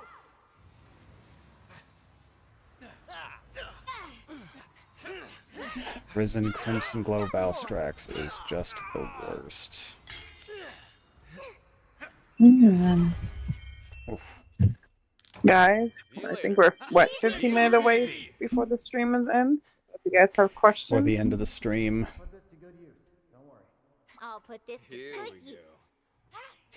Yay, material! It was a chill Saturday, so it's all good. I'm gonna need some of your parts.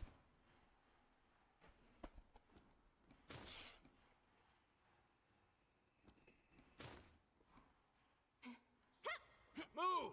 You know, you're funny when he wants to. What? Run! You know you're funny when HR wants to listen.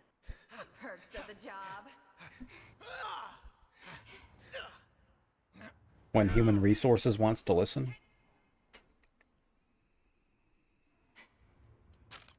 Or when he wants to listen. Like, what are you saying? And don't I'll forget take to your word like and for it. subscribe to the video. Quest complete. Yes, and like and subscribe to the very boring stream today. Hey. Everybody was just chilling here. It was just You a guys- chill stream. Nothing, no expectations today.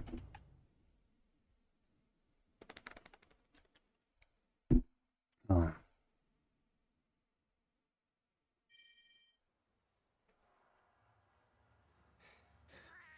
HR.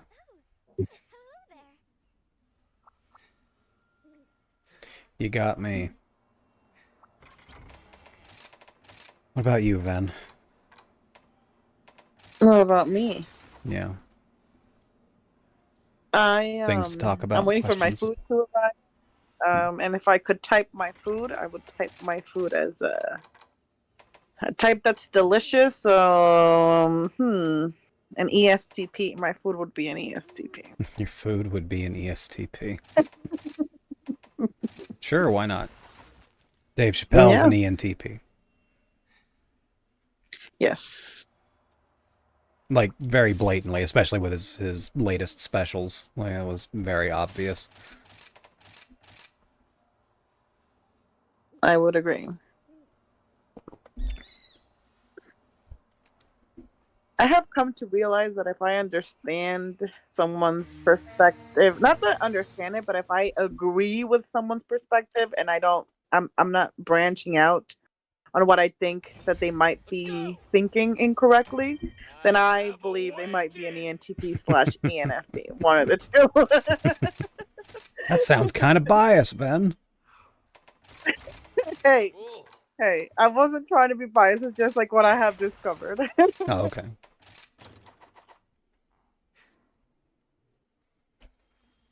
If they make sense to me without me being like, I don't know about that. Go. Then- Don't know about that. Yeah.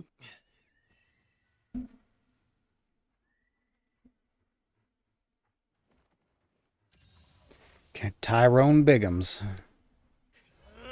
A very funny character, for sure.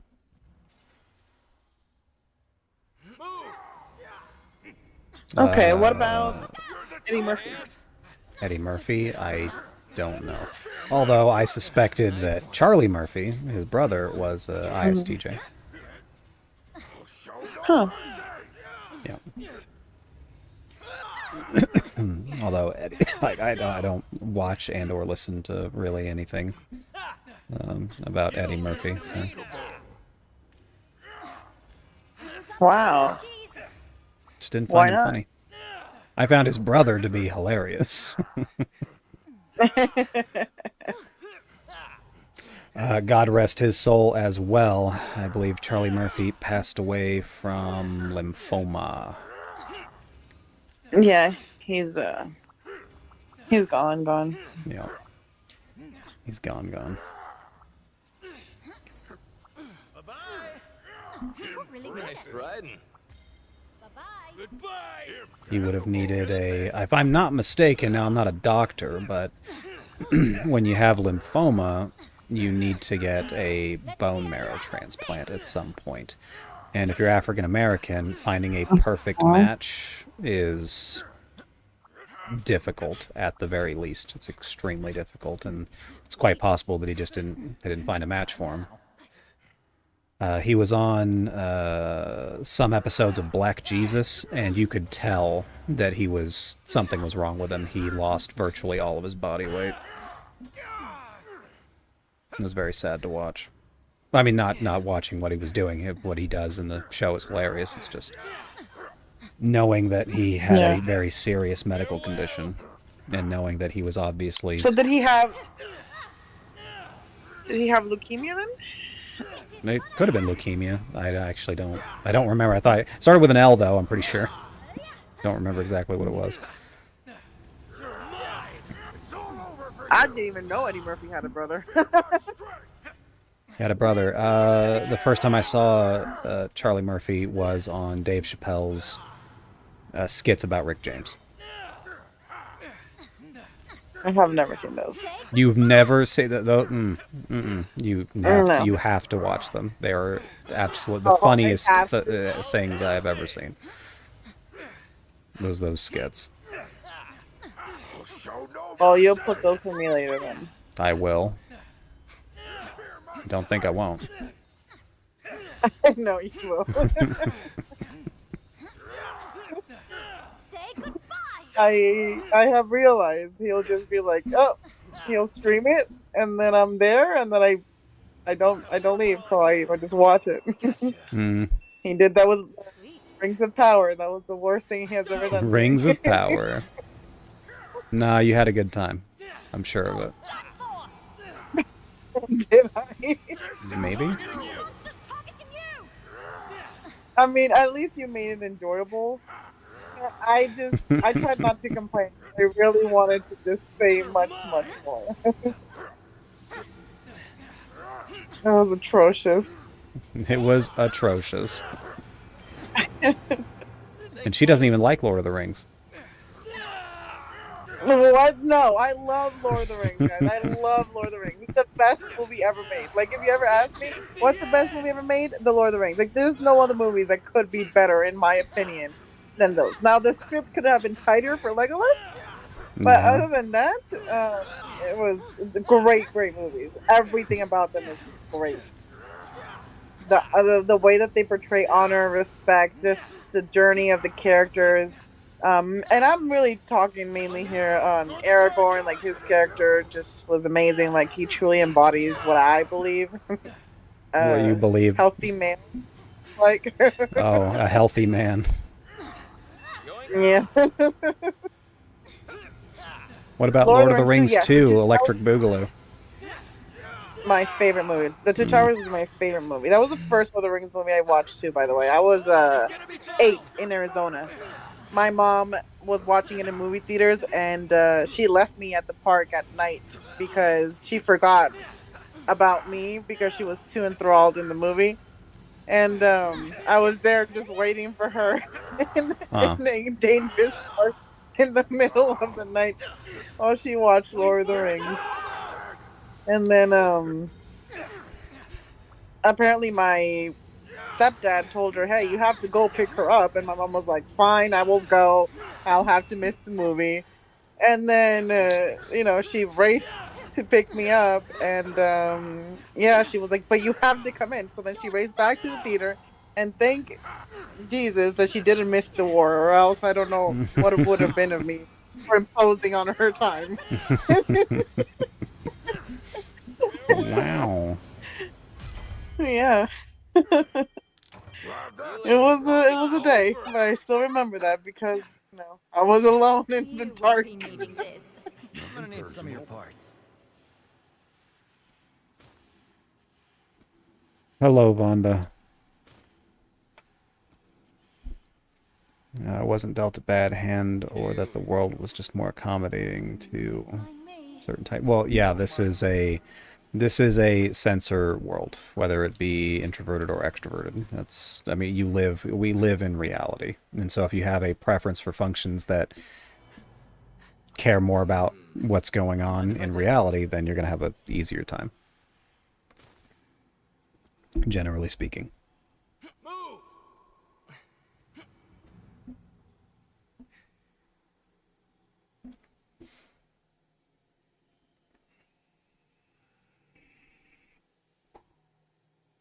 So, Back!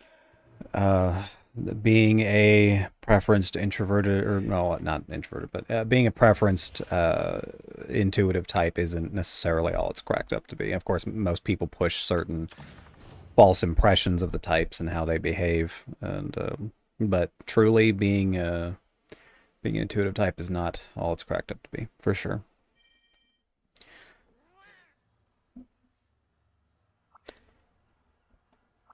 I agree. Return to primordial sludge. Could do that too. Ven, why does the longsword suck?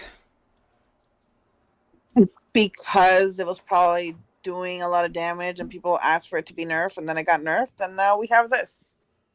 You might be I don't right on know. that. That's a I don't know. That's all I can think about right now.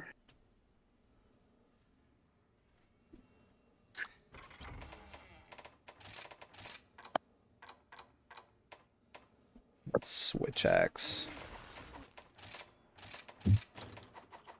Oops. Life is a fractal and every decision is a branch. I suppose so. I mean, I know that there's that theory on creating, every time you make a decision, it creates another timeline. Are we Interesting in thought. Everything Everywhere All at Once now? Isn't that a movie? Yeah, it is. I thought you said you didn't watch it because you didn't like it or I didn't. something I like just that. wasn't interested in the concept, I suppose.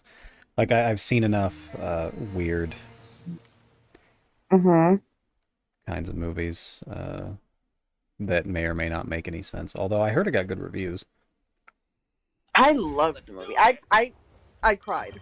Like I actually cried in that movie. Yes. And not just like a normal cry. Like I was in the movie theater just trying to hold in the sobs. Like my tears were just like I couldn't control them. There was this point where I had to, and I don't typically cry like that. It'll be like a tear or two. No. Like I was actively like trying to cry. Yeah. I couldn't stop. It was very hard. And of course, I didn't want people to see me, so I was like trying to hide myself, but it was kind of obvious. So it was an experience. Let's do this. I'm back.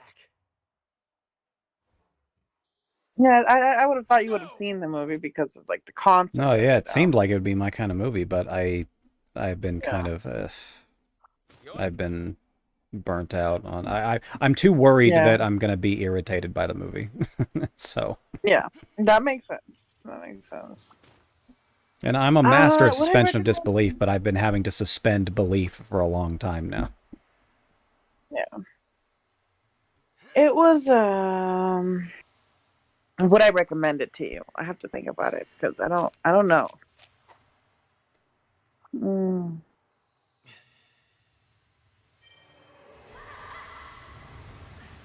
The action scenes were great.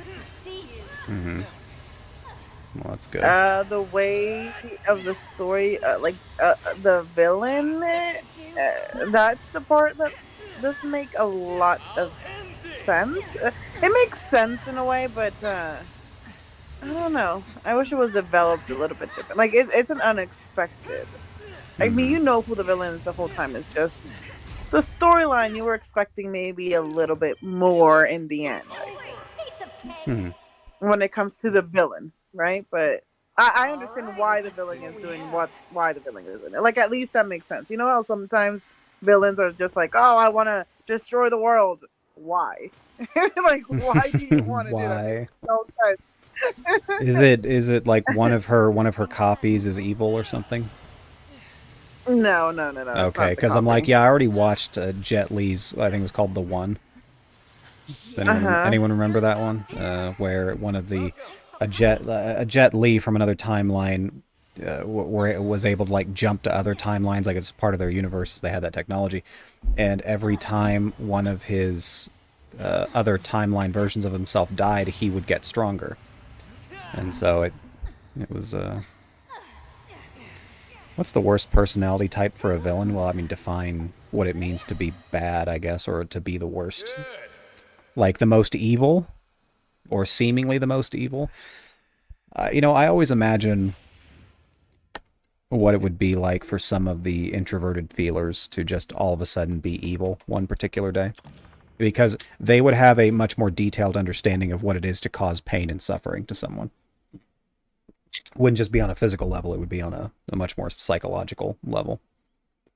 So, it's always curious. Yeah, even when I'm hurting someone on purpose, I feel bad for them while I'm hurting them.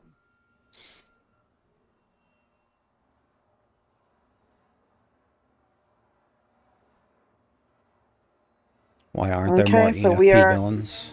ENFPs care about the perspectives of others, and so it's difficult for them to separate knowing someone's perspective and them being in pain.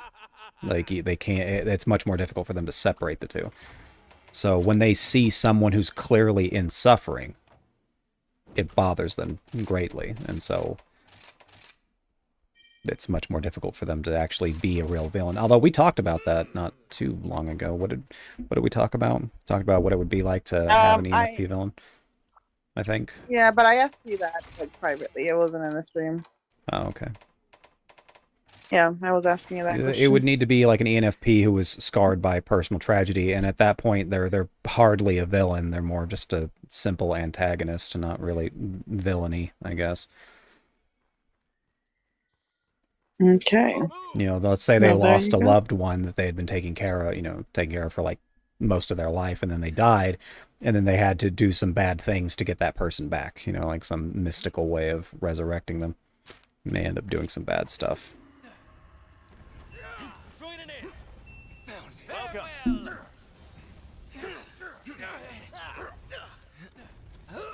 Okay, well, that makes a lot of sense to me. Great. Okay, well, we are at the 4-hour mark. We're at the 4-hour mark. Any last minute ones?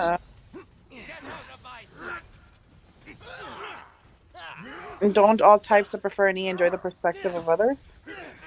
Well, Says WB. don't all types that prefer extroverted well, yeah, that is part of extroverted intuition, is the perspectives of others. It's part of the abstract.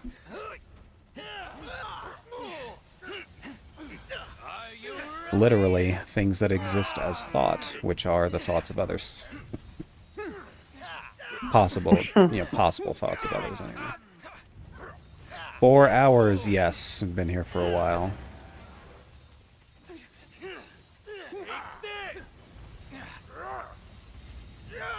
Yeah, we started a little late today. I was thinking that maybe more people would want to show up if it was later in the day. So, I did that.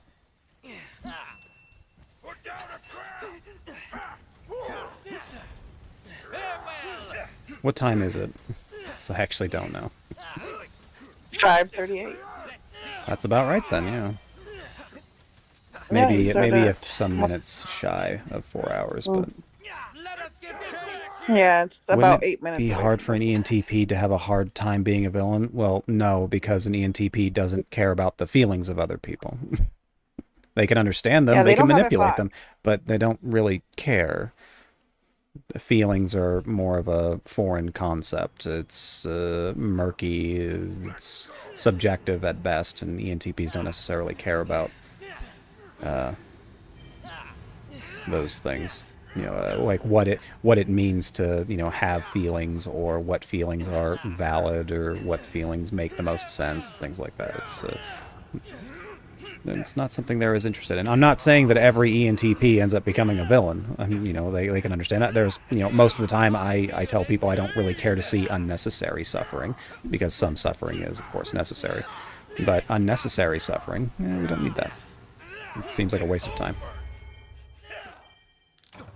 So, but we take certain characters like Heath Ledger's Joker. He just wanted chaos and to have fun and to mess with people, you know, specifically the Batman. Didn't really care if people had to die. He was also off his rocker, so that helps. Like, if you find yourself identifying a lot with Heath Ledger's Joker, you need to seek medical attention. if you really are relating to him, you should get some help, get some treatment. Was watching the investigation of the missing Malaysian airplane. Got here too late. Well, I'm gonna need some of your parts.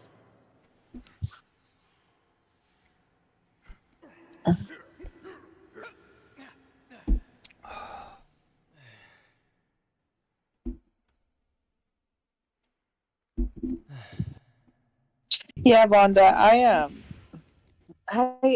you're one of the people that I would like to type because I know you believe you're an ENTP, right?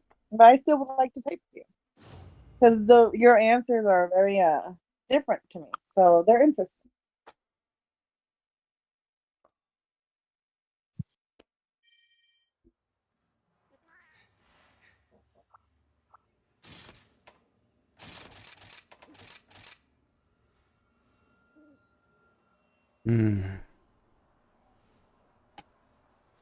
You have the face of Keith Ledger.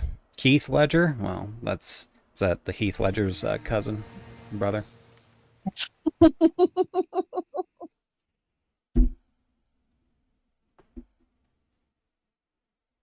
That fell down an elevator shaft and the doctors, you know, did their best. I stole that joke from that guy that does the movie, or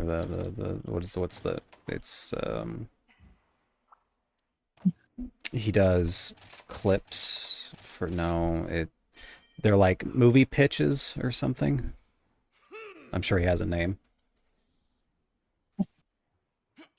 Movie pitches. Yeah, it's like movie, like the idea of creating skits based on someone pitching movie ideas, and then they talk about the plot of the movie and whether or not something makes sense. Okay. Is that No idea Bob who you're out of nowhere? Yeah, that's what they said, that they made it late here. Oh. Vonda, the application process is extremely easy. All you have to read is like my guidelines on it, and then you just say, hey, I want to be typed, and then I say, what time zone are you in? And then I tell you, we type from 11 a.m. to 11 p.m., but we prefer any typings after 4 p.m. And that's pretty much how it goes. So, yeah. It's that easy. It's very simple. It is very easy. No complicated processes. Yeah, it's not like you're filling out an application. That's not how it is. It's not like that, no. Is that what's been, maybe that's driving people away then? Like you say, yeah, fill out the application process. They're like, ooh, I don't want to do that. There's a lot of people that have... We should call it like a questionnaire or something, about But time no, zones. that sounds like even more of a question. You just have to say, hey, I want to be typed. That's it. We're going to have to say that next time. Like, all you have to tell us is, hey, I want to be typed and your time zone. The times that you're available. That's all we need. Takes about an hour to type someone, guys. Yeah, it runs for about an hour. And that's just so that I can, make sure that you understand, why we came to the conclusion of whatever your type is. Or at least I do. Ben's there too sometimes. Yeah, I'm typically there. And she'll ask a question or two. Yeah. What WO says, I don't understand then. If an ENFP cares for the emotion of others, then why do they go against the crowd? Wouldn't it make them more hesitant from going against the crowd? What do you mean by going against the crowd? Exactly. I'm curious. What do you think he means by going against the crowd? I think he means that we are very, like, you know how typically people don't like that I'm very honest when I don't like something. Like, if I don't like someone, I'll just tell them right then and there, yeah, I don't like you. Oh, I think that's what he means going against the crowd. This one's all for you. Um, the reason why we do that is because we find it more important to be authentic. And if I can say I always say this, if I can say something about you to someone else, I can say it to your face. Like, I've already told it. Like, I've already said it to your face. I think you talk too much. I think you're annoying. It's just my personal opinion on it. Now, if they choose to listen or not, then that's whatever. But I can't not. I say what's on my mind. Like, that's really how it she goes. does do Now, that. if that yeah, if that person says, "Hey, man, I'm going through this," and they just slide into my DMs, or they just, or I can tell, like, or I notice that there's something wrong with them, I'll be like, "Hey, are you okay? Like, is something going on with you today? I've noticed that you've been different." Like, I actually do care to see if they're okay. Carve, carve, carve. I'm not gonna be fake about it. I'm not gonna pretend that I care about something that I don't care about. But if you're going through something, then yes, I will listen to you. I want to make sure you're okay. What have we here?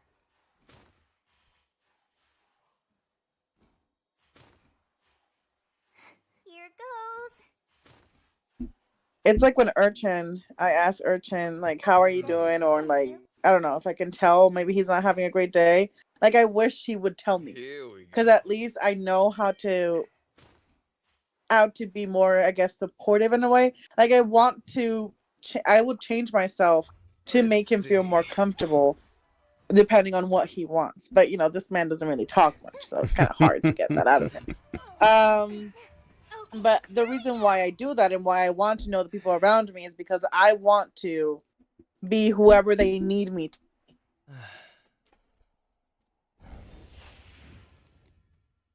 You just got to be you. Yeah, basically, yes. I want them to be themselves.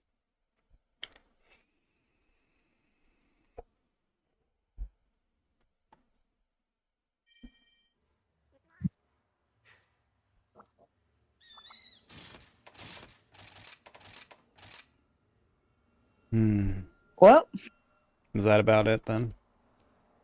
that's about it. I'll jump into my Discord after party. Bob did ask why Coyote was unhinged. We actually talked about this earlier. Yes. I think he trolls As an a lot. ESTP. I have awakened. So he may seem unhinged, but I think he's mostly together. Just likes to get reactions out of people. He likes to play characters. Play characters. Yeah. Nothing terribly nefarious. He wants to. No, but then he causes conflict on general chat, which gets annoying. Have a good night, Vonda. Alright, I'm going to end the stream and I will be in my Discord to talk more. If anyone has anything more to talk about. Sound good? What do you think, Ben? I think that sounds great. She doesn't care. Okay, say bye then. Bye, everybody. Maybe we'll stream tomorrow as Bye, well. everybody. I'll be in the